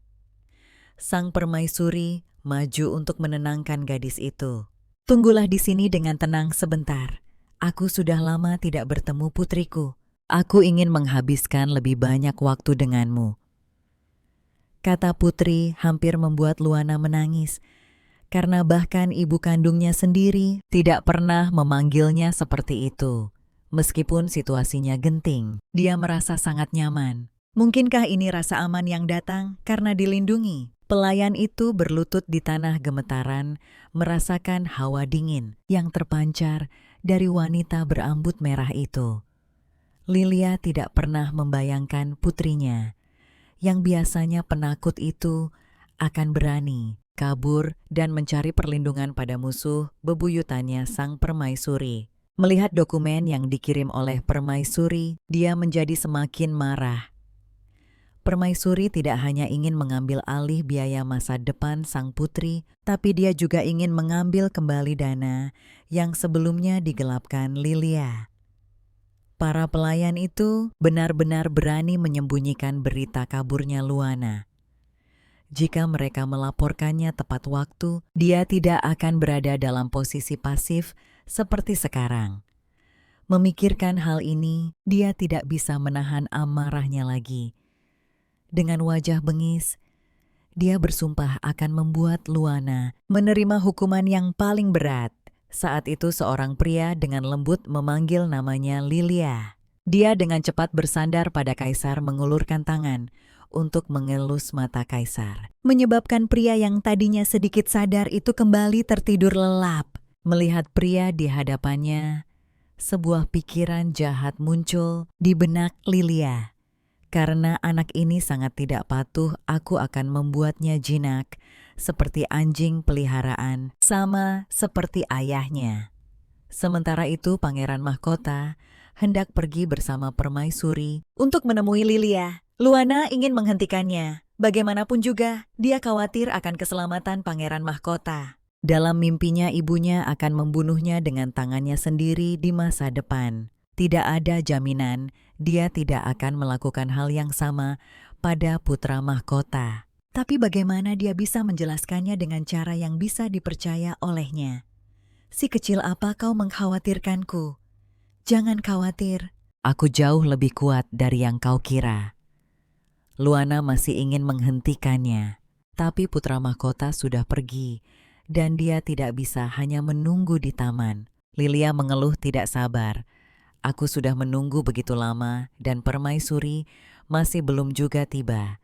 Tidak sopan sekali, pelayan permaisuri tidak memanjakannya. Anda yang datang terlalu awal. Lilia memutar matanya. Cuma pelayan saja berani sekali bersikap sombong. Saat putraku menjadi kaisar, aku akan meratakan istana permaisuri ini dengan tanah. Tepat pada saat itu permaisuri dan putra mahkota tiba. Ekspresi Lilia memburuk saat melihat putra mahkota. Putra mahkota memberinya tatapan merendahkan. Permaisuri langsung ke pokok permasalahan menanyakan tujuan Lilia datang. Ternyata Lilia datang untuk dana sang putri. Sebagai ibu kandung Luana, tentu saja dia harus mengelola sendiri pengeluaran putrinya. Permaisuri membalas bahwa karena Luana adalah seorang putri, sangat wajar jika dia sebagai permaisuri yang mengelolanya. Lilia sangat marah. Akulah yang melahirkan dan membesarkannya. Putra mahkota mencibir. Tapi sepertinya Luana tidak ingin dilahirkan olehmu. Dia melemparkan dokumen investigasi di depan Lilia. Ini adalah laporan tentang istana dan kesehatan sang putri. Bagaimana kau menjelaskan hasil yang mengerikan ini? Di mana kau menghabiskan semua dana sang putri? Permaisuri memberi Lilia dua pilihan. Entah menyerahkan hak asuh Luana atau membayar kembali semua dana yang digelapkan. Wanita itu terdiam sejenak lalu mencibir. Sebagai seorang permaisuri, begitu peduli dengan putri orang lain, apa kau tidak takut? Orang-orang akan bergosip bahwa kau mencuri seorang anak yang mirip dengan putrimu yang sudah meninggal. Sebagai pengganti karena kau tidak bisa melupakannya. Tepat pada saat itu putra mahkota melihat sosok kecil di dekat sana. Tapi saat dia mengejarnya hanya sebuah selop kecil yang tertinggal di tanah. Luana tahu betapa kejamnya ibunya. Jadi ketika ibunya datang ke istana, permaisuri untuk membuat onar sang putri kecil merasa khawatir. Khawatir akan keselamatan putra mahkota, dia memutuskan untuk mengikuti secara diam-diam. Luana bersembunyi di bawah selimut, berpura-pura sedang beristirahat.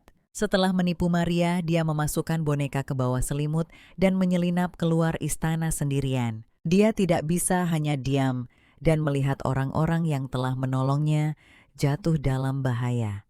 Tapi dia selalu pergi keluar bersama putra mahkota sebelumnya. Sekarang sendirian dia benar-benar tersesat.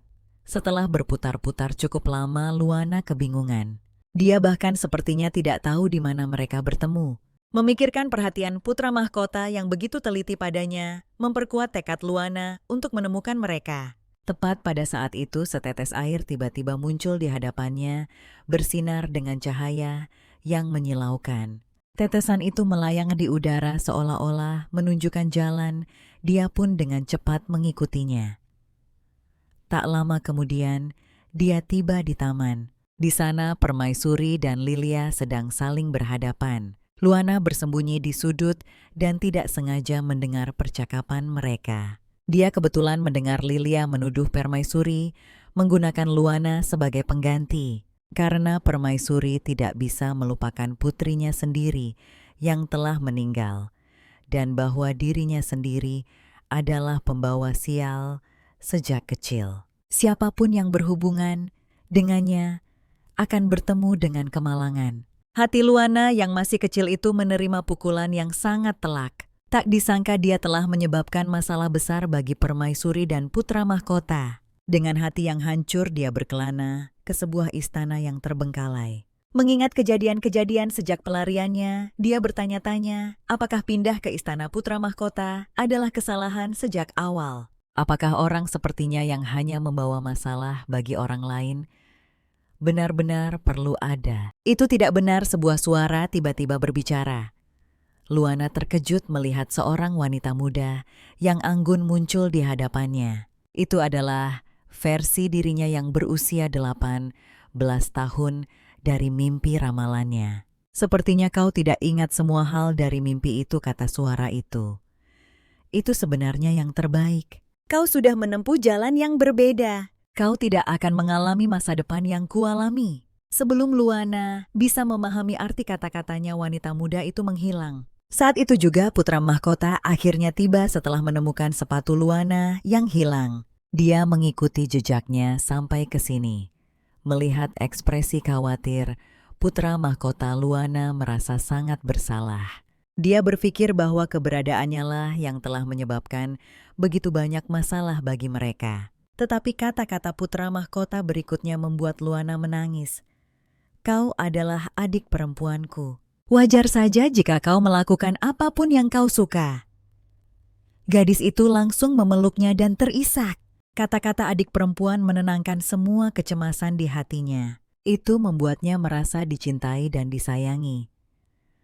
Mungkin lelah karena menangis, Luana tertidur lelap. Ketika dia bangun, dia melihat putra mahkota tertidur di sampingnya. Dengan ragu dia memanggil kakak dan kembali tertidur lelap dalam kehadiran putra mahkota yang menenangkan. Gadis yang telah begitu menderita sejak kecil itu mengenakan sebuah gelang mahal. Keanehan ini menarik perhatian putra mahkota. Setelah penyelidikan mendalam dan memperhatikan pola perisai dan bunga pada gelang itu, akhirnya terkonfirmasi. Itu berasal dari keluarga Duke Esteban. Putra mahkota mengetahui detail dari apa yang terjadi hari itu. Dia tidak menyangka putra Duke itu akan selancang ayahnya. Dia memberikan benda seperti itu kepada seorang gadis yang baru saja dia temui. Baik putra mahkota maupun Arden berpikir anak itu punya niat buruk. Tapi saat itu Maria malah mulai menjodoh-jodohkan mereka. Anak laki-laki itu tidak mengenali Luana sebagai seorang putri, namun dia tetap memberinya gelang yang begitu berharga. Ini jelas cinta, pikir Maria. Anak laki-laki itu tidak mempedulikan pakaian Luana yang lusuh, dan dia tetap memberinya hadiah. Bukankah ini cinta pada pandangan pertama? Putra mahkota tiba-tiba merasa terancam, seolah-olah kubis berharganya akan dicuri. Dia menyuruh Arden untuk menyelidiki Duke muda ini secara menyeluruh. Sepertinya aku harus bertemu orang itu, pikirnya. Sementara itu putra Duke Kalien sedang membaca buku. Dia melihat ayahnya mendekat sambil tersenyum. Dia punya firasat buruk. Apa dia akan menyuruhku menghadiri berbagai jamuan lagi? Tapi kali ini Duke menyinggung soal gelang tempo hari. Sebelumnya kalian berbohong mengatakan bahwa dia telah kehilangan gelang itu. Tetapi Duke berkata dengan misterius bahwa dia tahu siapa yang memegang gelang itu. Bagaimana mungkin? Seharusnya tidak ada yang tahu aku memberikan gelang itu pada gadis itu. Melihat ekspresi bersalah putranya, Duke mengerti. Sepertinya kunjungannya ke permaisuri adalah langkah yang tepat. Sebelumnya Duke telah mengusulkan kepada permaisuri agar putranya yang sopan dan bijaksana menjadi teman baik sang putri. Tetapi permaisuri khawatir jika keduanya menjadi terlalu dekat itu bisa menyebabkan kesalahpahaman. Duke melihat tumpukan lamaran pernikahan untuk sang putri di atas meja. Dia tahu putranya memiliki kesempatan. Tujuannya adalah menjadikan putranya teman pertama sang putri. Dia menjelaskan bahwa ini adalah solusi yang bagus sekali, tepuk dua lalat. Karena putranya adalah calon suami yang luar biasa. Jika dia punya hubungan dengan sang putri, itu akan membuat orang-orang yang punya niat tidak pantas pada sang putri jadi menyerah. Begitu pula itu juga akan membuat mereka yang mengincar putranya jadi menyerah. Lagi pula anak-anak itu masih kecil, mereka hanya berteman. Rumor itu pasti akan hilang dengan cepat.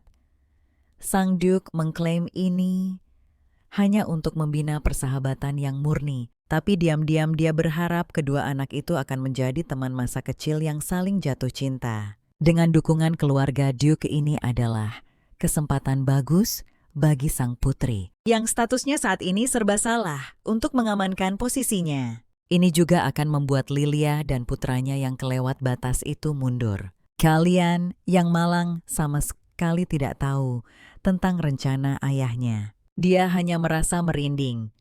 Sementara itu Luana sedang berbaring bosan di kamarnya.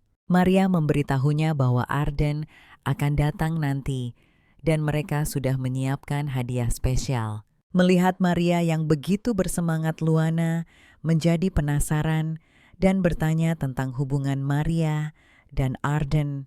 Dia sudah memperhatikan sebelumnya bahwa setiap kali Maria menatap Arden, dia akan tersenyum dengan sangat bahagia. Dia pikir mereka pasti saling mencintai.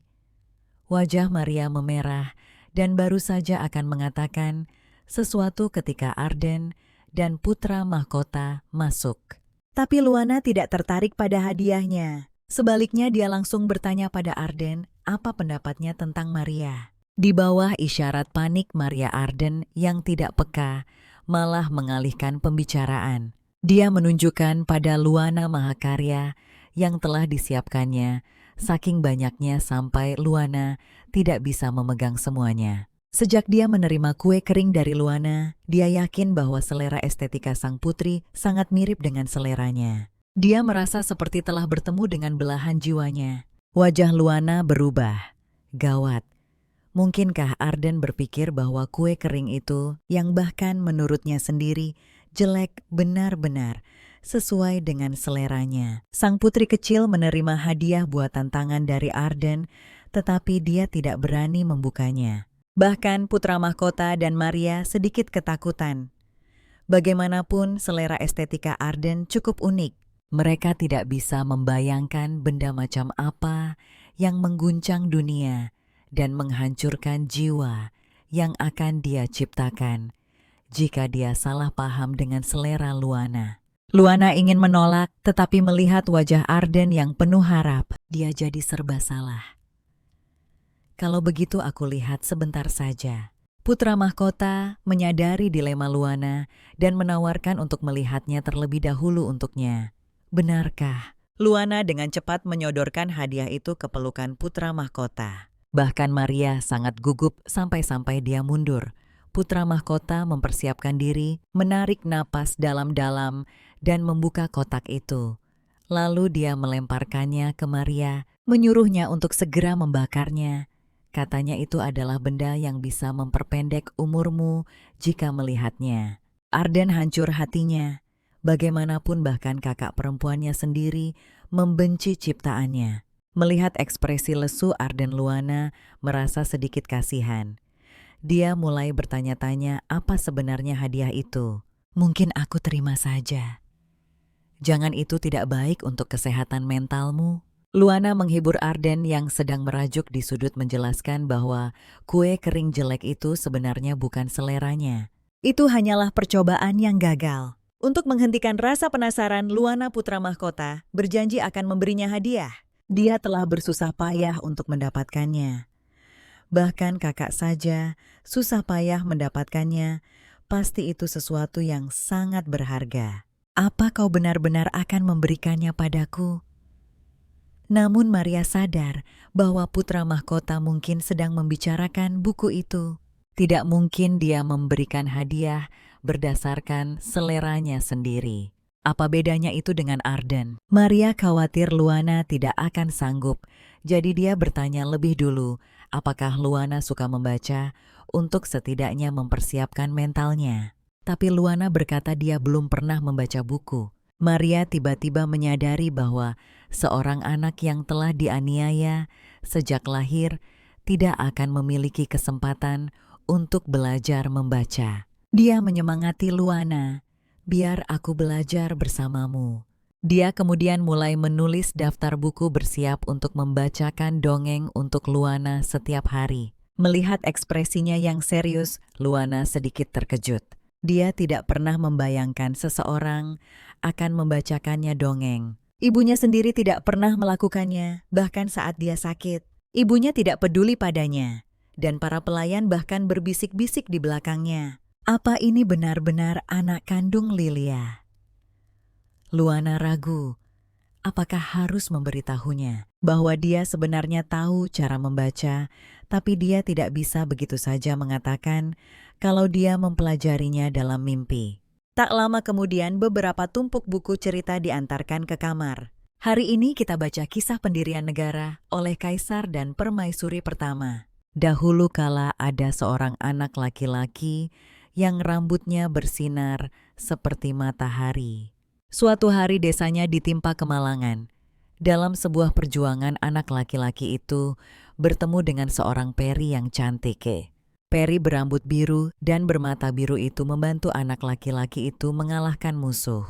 Seiring berjalannya waktu, anak laki-laki itu jatuh cinta pada sang peri, lalu dia membangun istana yang megah dan melamarnya. Sang peri menerima lamaran anak laki-laki itu, tetapi pada saat yang sama, dia memberikan satu syarat.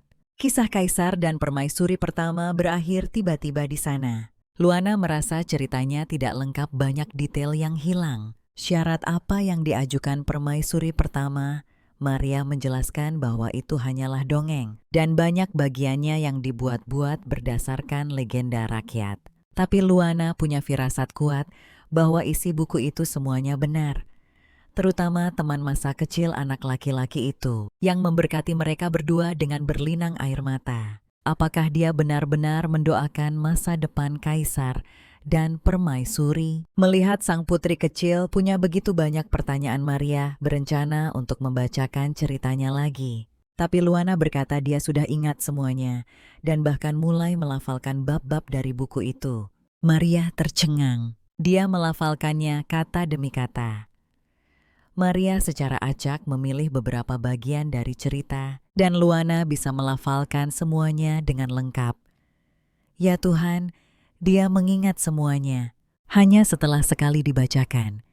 Belajar membaca dan memahami artinya dalam. Waktu sesingkat ini Yang Mulia Putri adalah seorang jenius. Sepertinya kita perlu secara resmi menyewa seorang guru untuk mengajarinya. Saat itu Luana menunjuk sebuah ilustrasi di buku itu dan bertanya, "Di mana ini?" Ini adalah menara dan kerajaan yang terletak di gurun pasir. Gambar itu menunjukkan istana kerajaan.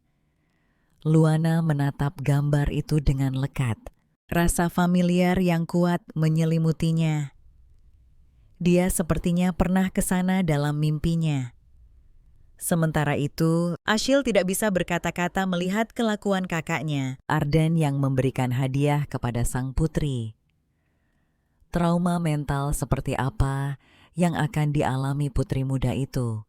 Jika melihat benda-benda itu, tapi sang putri tidak melihatnya, Maria mengambilnya untuk dibuang. Kerja bagus, Kak Maria.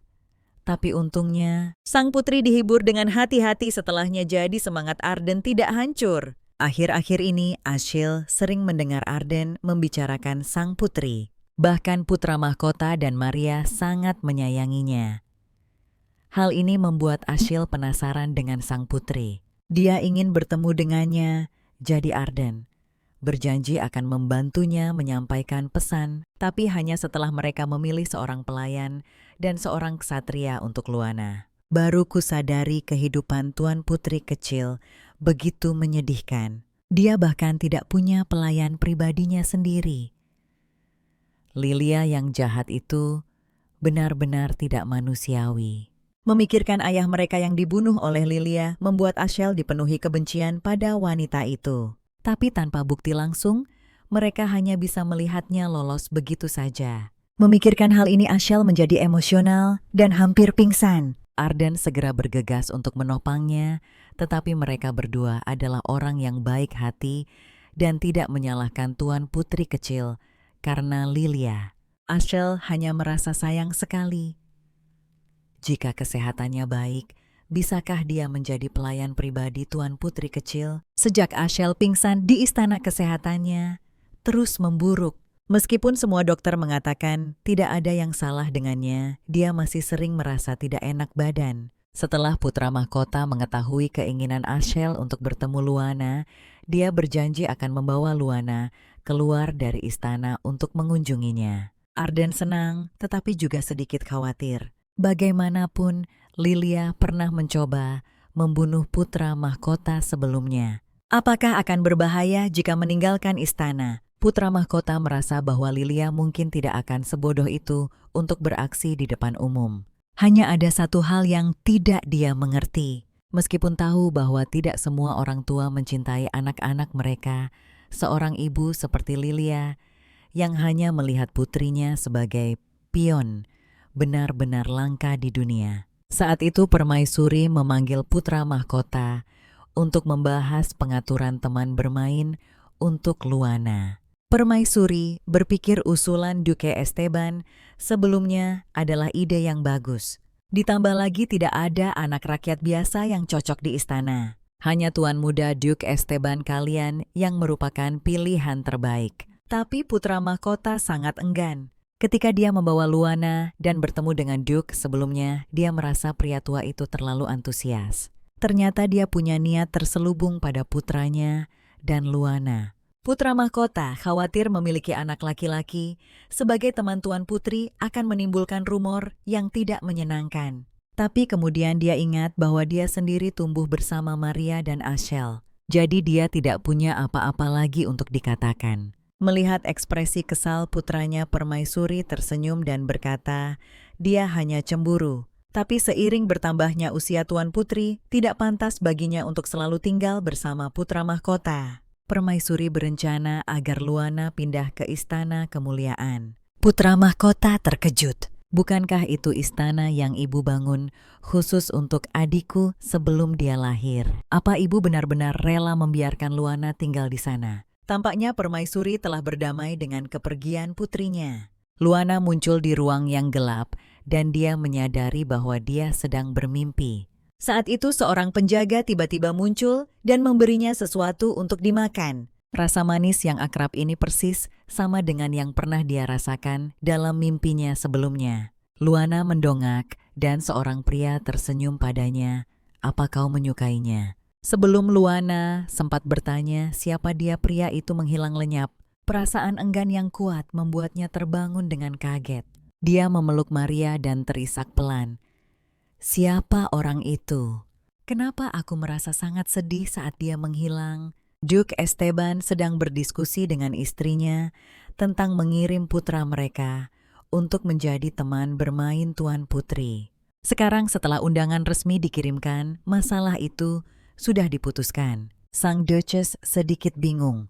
Sebelumnya ketika Lilia mendekati Duke agar kalian menghabiskan lebih banyak waktu dengan pangeran kedua, Duke menolaknya. Sekarang dia secara proaktif mengirim kalian untuk menjadi teman bermain Tuan Putri. Duke menjelaskan kalau wali sang putri sekarang adalah permaisuri, jadi berteman dengan sang putri tidak ada hubungannya dengan Lilia.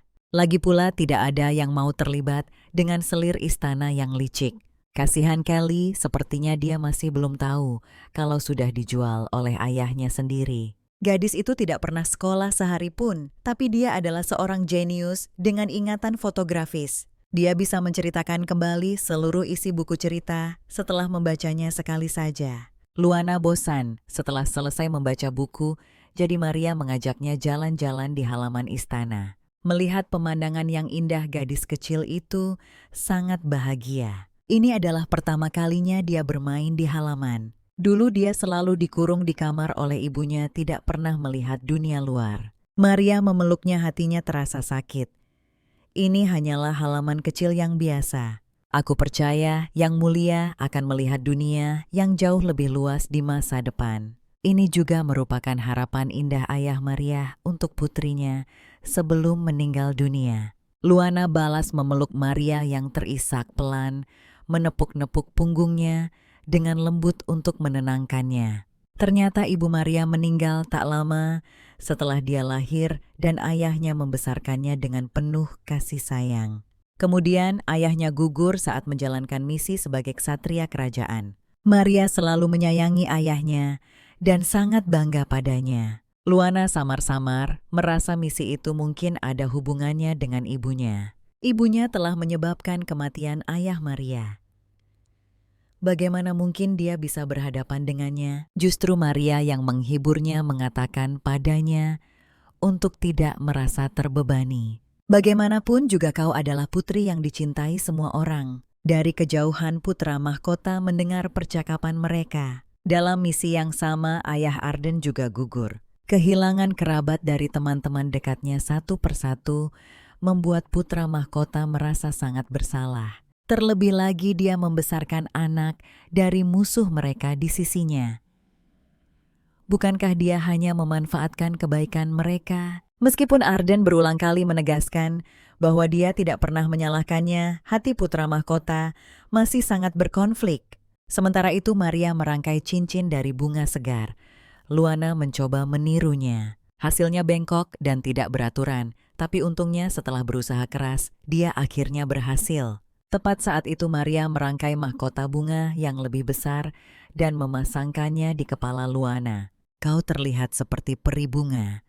Luana pun memberikan cincin bunga buatannya kepada Maria. Aku selalu sangat berterima kasih. Arden melihatnya dan juga menginginkannya. Luana kemudian mulai menjadi mak comblang dengan murah hati menawarkan untuk memberi mereka sepasang cincin yang serasi. Saat itu dia menyadari ekspresi putra mahkota agak tegang. Dia berpikir apa dia marah karena aku memetik bunga di halaman. Tapi bukan itu yang dikhawatirkan putra mahkota. Dia perlu bicara dengan Luana tentang sesuatu yang menyangkut istananya. Jantung Luana berdebar kencang. Apa kakak akan mengirimku kembali ke istana tempat aku melarikan diri? Putri kecil yang telah dianiaya dengan kejam oleh selir itu mengira dia telah menemukan perlindungan pada putra mahkota. Tapi sekarang dia diberitahu bahwa dia harus pindah dari istananya. Dia pun panik. Apa aku melakukan kesalahan? Kenapa dia mengusirku? Apa dia akan mengirimku kembali ke istanaku sendiri? Dia tidak mau kembali. Tempat itu adalah mimpi buruknya. Gadis itu meraih pakaian putra mahkota dan memohon, "Aku tidak akan merepotkanmu, tolong. Jangan kirim aku kembali ke istana putri." Putra mahkota bingung dengan reaksi Luana yang tidak biasa. Jadi dia salah paham. "Mana mungkin aku membiarkanmu kembali ke tempat itu? Aku ingin kau pindah ke istana baru. Pernahkah kau mendengar tentang istana kemuliaan?" Luana pernah mendengarnya. Dalam benaknya hanya orang-orang yang sangat luar biasa yang bisa tinggal di sana. Dulu setiap kali ibunya mengutuk Permaisuri, dia akan mengatakan, "Permaisuri terlalu sentimental menyimpan sebuah istana hanya untuk putrinya yang sudah meninggal." Dan para pelayan, saat mereka menjelek-jelekan ibunya di belakang, akan mengatakan kalau ibunya tidak tahu diri, berani-beraninya menginginkan istana kemuliaan. Tempat itu jelas-jelas disiapkan oleh Permaisuri untuk putri kandungnya. Itu milik adik putra mahkota sendiri. Bagaimana mungkin dia bisa tinggal di sana? Mungkin di mata Permaisuri dan putra mahkota, dia hanyalah pengganti anak itu. Putra mahkota melihat raut khawatir di wajah gadis itu dan berkata, "Jangan terlalu dipikirkan. Alasan memilih tempat itu hanya karena perawatannya bagus. Apa kau mau tinggal di sana atau tidak itu terserah padamu. Kalau kau tidak bisa memutuskan, ayo kita lihat bersama sekarang." Kata-kata tulus putra mahkota sangat menyentuh hati gadis itu. Mendapat keberuntungan untuk tinggal bersama mereka, dia rela bahkan jika diperlakukan sebagai pengganti. Putra mahkota memberitahu Luana bahwa dalam beberapa hari dia akan mengatur pertemuan dengan teman baru untuknya. Luana tahu bahwa karena ibunya reputasinya tidak baik, bahkan anak laki-laki yang rela memberikan gelang kepada orang asing pun memanggilnya Putri Lilia. Dan dia juga membenci Louis. Apa benar ada yang mau berteman dengannya putra mahkota, menyuruh Luana untuk tenang. "Kalau ada yang berani tidak sopan padamu, katakan padaku. Aku pasti akan membereskan mereka." Keduanya pun segera tiba di istana kemuliaan. Luana langsung terpikat oleh bangunan putih yang megah itu. Melihat senyum gembira gadis itu, putra mahkota sangat senang. Dia memberitahunya bahwa jika ada sesuatu yang tidak disukainya, mereka bisa merobohkannya dan membangunnya kembali. Luana tidak tega melihat tempat seindah itu rusak sedikit pun. Melihat air mancur di taman, Luana berlari mendekat dengan antusias. Begitu tangannya menyentuh air mancur yang belum selesai itu tiba-tiba menyembur. Luana merasakan air yang sejuk, merasa sangat nyaman. Tetapi putra mahkota dan Maria tercengang melihat pemandangan ini. Gadis itu ternyata dikelilingi oleh tetesan air jernih bermain dan bercanda dengan gembira. Gadis kecil itu tidak tahu bahwa sentuhan santainya pada air ternyata telah memanggil roh air. Putra mahkota dan Maria menatap terpaku pada gadis yang dikelilingi tetesan air itu. Jarang sekali manusia bisa memanggil roh bahkan untuk seorang putri berdarah bangsawan sekalipun. Hanya orang-orang terpilihlah yang memiliki kekuatan untuk mengendalikan roh. Maria merasa aneh. Putri Luana jelas-jelas dari garis keturunan kepiting. Jadi bagaimana dia bisa memanggil roh? Putra mahkota menjelaskan bahwa sesekali anggota garis keturunan kepiting lahir dengan darah leluhur yang murni, jadi itu mungkin saja. Namun sepertinya bukan Luana yang menggunakan kekuatan itu, tapi roh itu yang bermain dengannya untuk membuatnya senang. Tapi masalah ini harus dirahasiakan untuk saat ini. Dan jangan sampai diketahui orang luar. Siapa sangka Luana tiba-tiba jatuh ke dalam air. Saat ditarik keluar, dia menyeringai malu-malu. Mengatakan dia hanya ceroboh, tapi putra mahkota tahu itu semua adalah ulah si roh. Khawatir, Luana masuk angin putra mahkota, membawanya masuk ke istana kemuliaan, dan meminta Maria mengambilkan pakaian bersih. Luana merasa sedikit menyesal. Dia tidak menyangka akan tinggal terpisah dari kakaknya secepat ini. Dia sangat enggan untuk pergi. Saat melihat kamar tidur yang didekorasi dengan mewah dan indah, dia sedikit goyah. Dia sangat menyukai kamar ini, tetapi memikirkan untuk pindah ke sini dan tidak bisa sering bertemu kakaknya, membuat Luana kembali bimbang. Putra mahkota menyuruhnya untuk tenang. Istana mereka sangat dekat dan dia bisa kembali untuk menginap kapan saja. Selain itu, Istana Glory masih membutuhkan renovasi selama beberapa bulan, jadi tidak perlu terlalu sedih sekarang. Luana kemudian dibawa pergi untuk berganti pakaian. Putra mahkota berbicara dengan Adon tentang para roh. Bertahun-tahun yang lalu, setelah Ashil pingsan tanpa alasan, Permaisuri dan putra mahkota telah menyelidiki penyebabnya. Permaisuri bahkan menghubungi para roh. Saat itu para roh berspekulasi bahwa Ashil mungkin telah terpengaruh oleh sejenis racun. Putra mahkota merasa khawatir. Jika Luana bukanlah pemanggil terpilih, mungkinkah dia juga telah dikutuk? Hari ini dia mengeluarkan sebuah token dan memberitahu Adon untuk mengirim orang guna memeriksa semua literatur dan rumor yang ada, untuk melihat apakah pernah ada orang yang menunjukkan gejala serupa. Pada saat ini Permaisuri juga mengkhawatirkan kesehatan Ashil. Dia selalu curiga bahwa kutukan Ashil ada hubungannya dengan Lilia. Bagaimanapun juga dia sangat kejam. Bukan hal yang mustahil baginya untuk ikut campur dengan hal-hal berbahaya seperti itu. Luana kembali setelah berganti pakaian bersih. Putra mahkota terkejut saat melihat adiknya masih mengenakan gaun lama yang sama, seperti terakhir kali.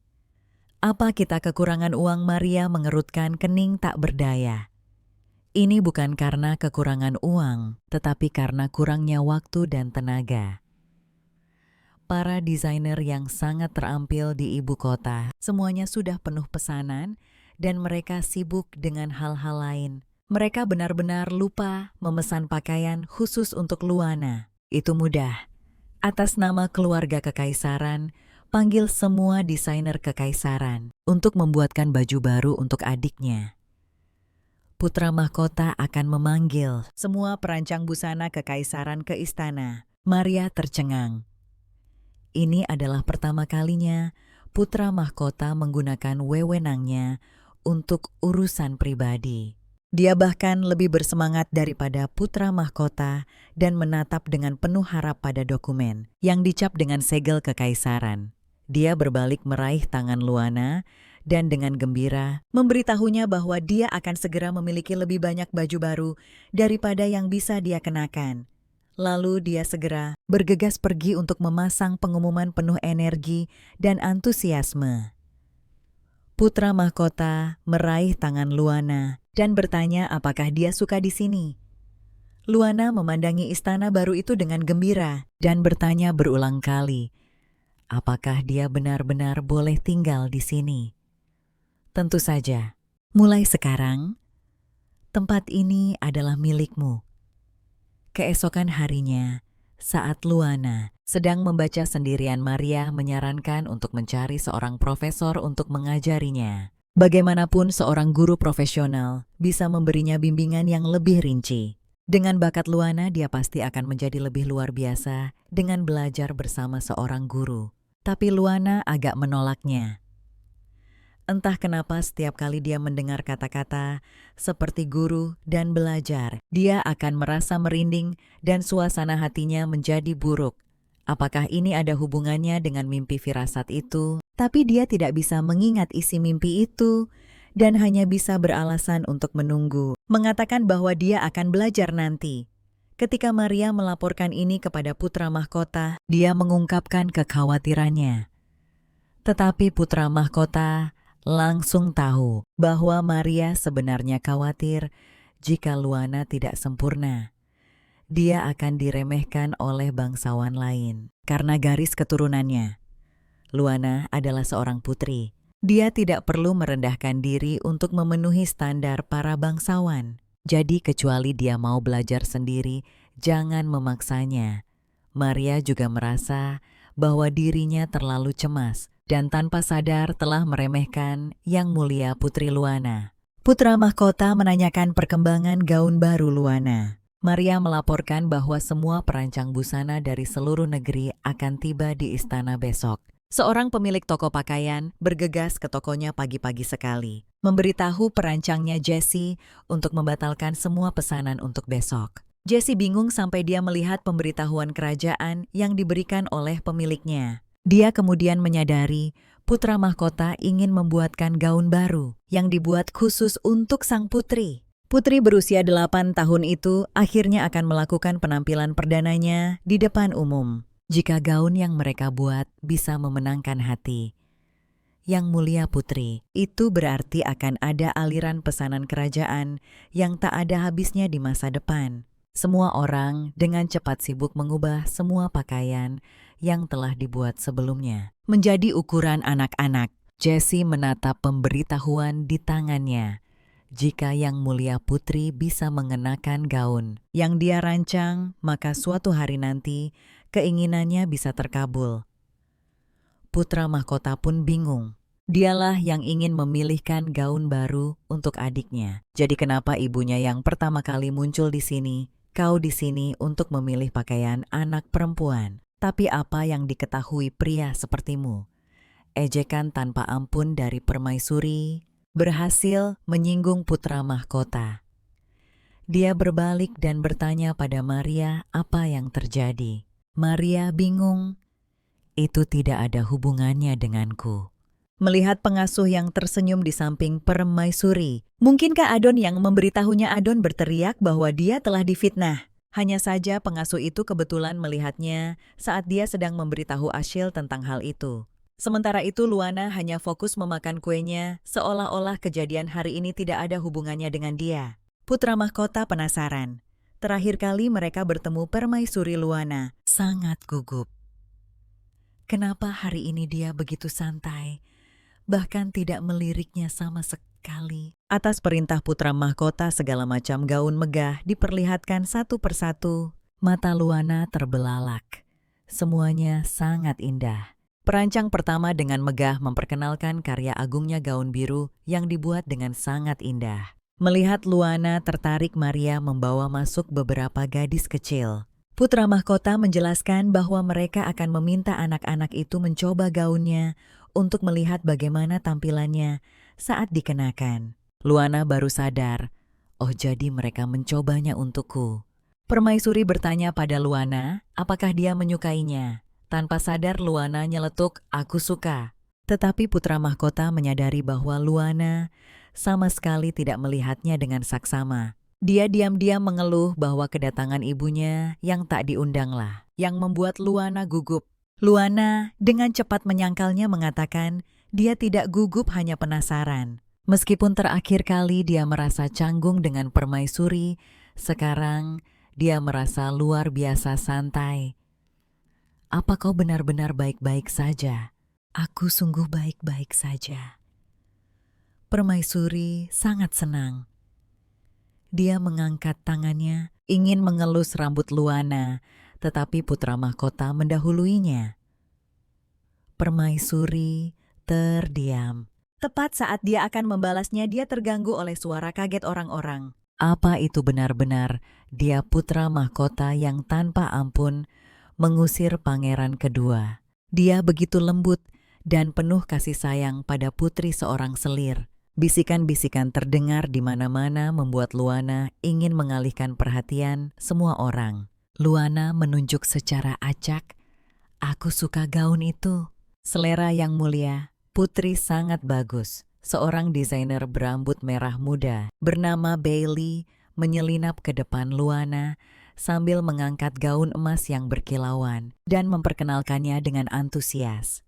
Meskipun gaun ini terlihat sederhana, kainnya bertabur serbuk berlian yang akan berkilau di bawah sinar matahari. Luana tertegun melihat gaun ini. Permaisuri dan putra mahkota juga sangat puas. Dengan rekomendasi tulus dari Bailey, gaun itu pun dipilih oleh permaisuri. Melihat pesanan yang seharusnya menjadi miliknya direbut oleh orang lain. Desainer sebelumnya menggeretakkan giginya karena marah, dan yang sama marahnya adalah selir Lilia. Dia tidak menyangka bahwa para desainer yang seharusnya melayaninya hari ini, semuanya malah lari ke putra mahkota. Wanita cantik ini sedang mengamuk hanya karena seorang desainer mengabaikannya selama 3 detik. Dia menjadi sangat marah dan mulai menghancurkan seisi ruangan. Meskipun pelayan itu sudah terbiasa dengan kepribadian tuannya yang labil dan aneh, dia tetap gemetar ketakutan. Lilia melihat lengan pelayan itu yang tergores oleh pecahan vas. Dia berpura-pura menghiburnya dengan khawatir, tetapi sebenarnya mengancamnya. Jika pelayan itu ingin hidup, dia harus mematuhinya. Pelayan itu ketakutan, tetapi di bawah pengaruh selir kejam itu terus-menerus. Pelayan itu perlahan-lahan menjadi kaki tangannya dalam kejahatan. Sementara itu Permaisuri dan putra mahkota masih membantu Luana memilih pakaian. Standar Permaisuri sangat tinggi. Setiap detail yang sedikit saja tidak memuaskan akan ditolak. Hal ini tentu saja menyulitkan Luana. Awalnya dia penuh semangat, tetapi akhirnya dia hanya duduk hampir sepanjang hari. Sekarang dia merasa sangat lelah dan bosan.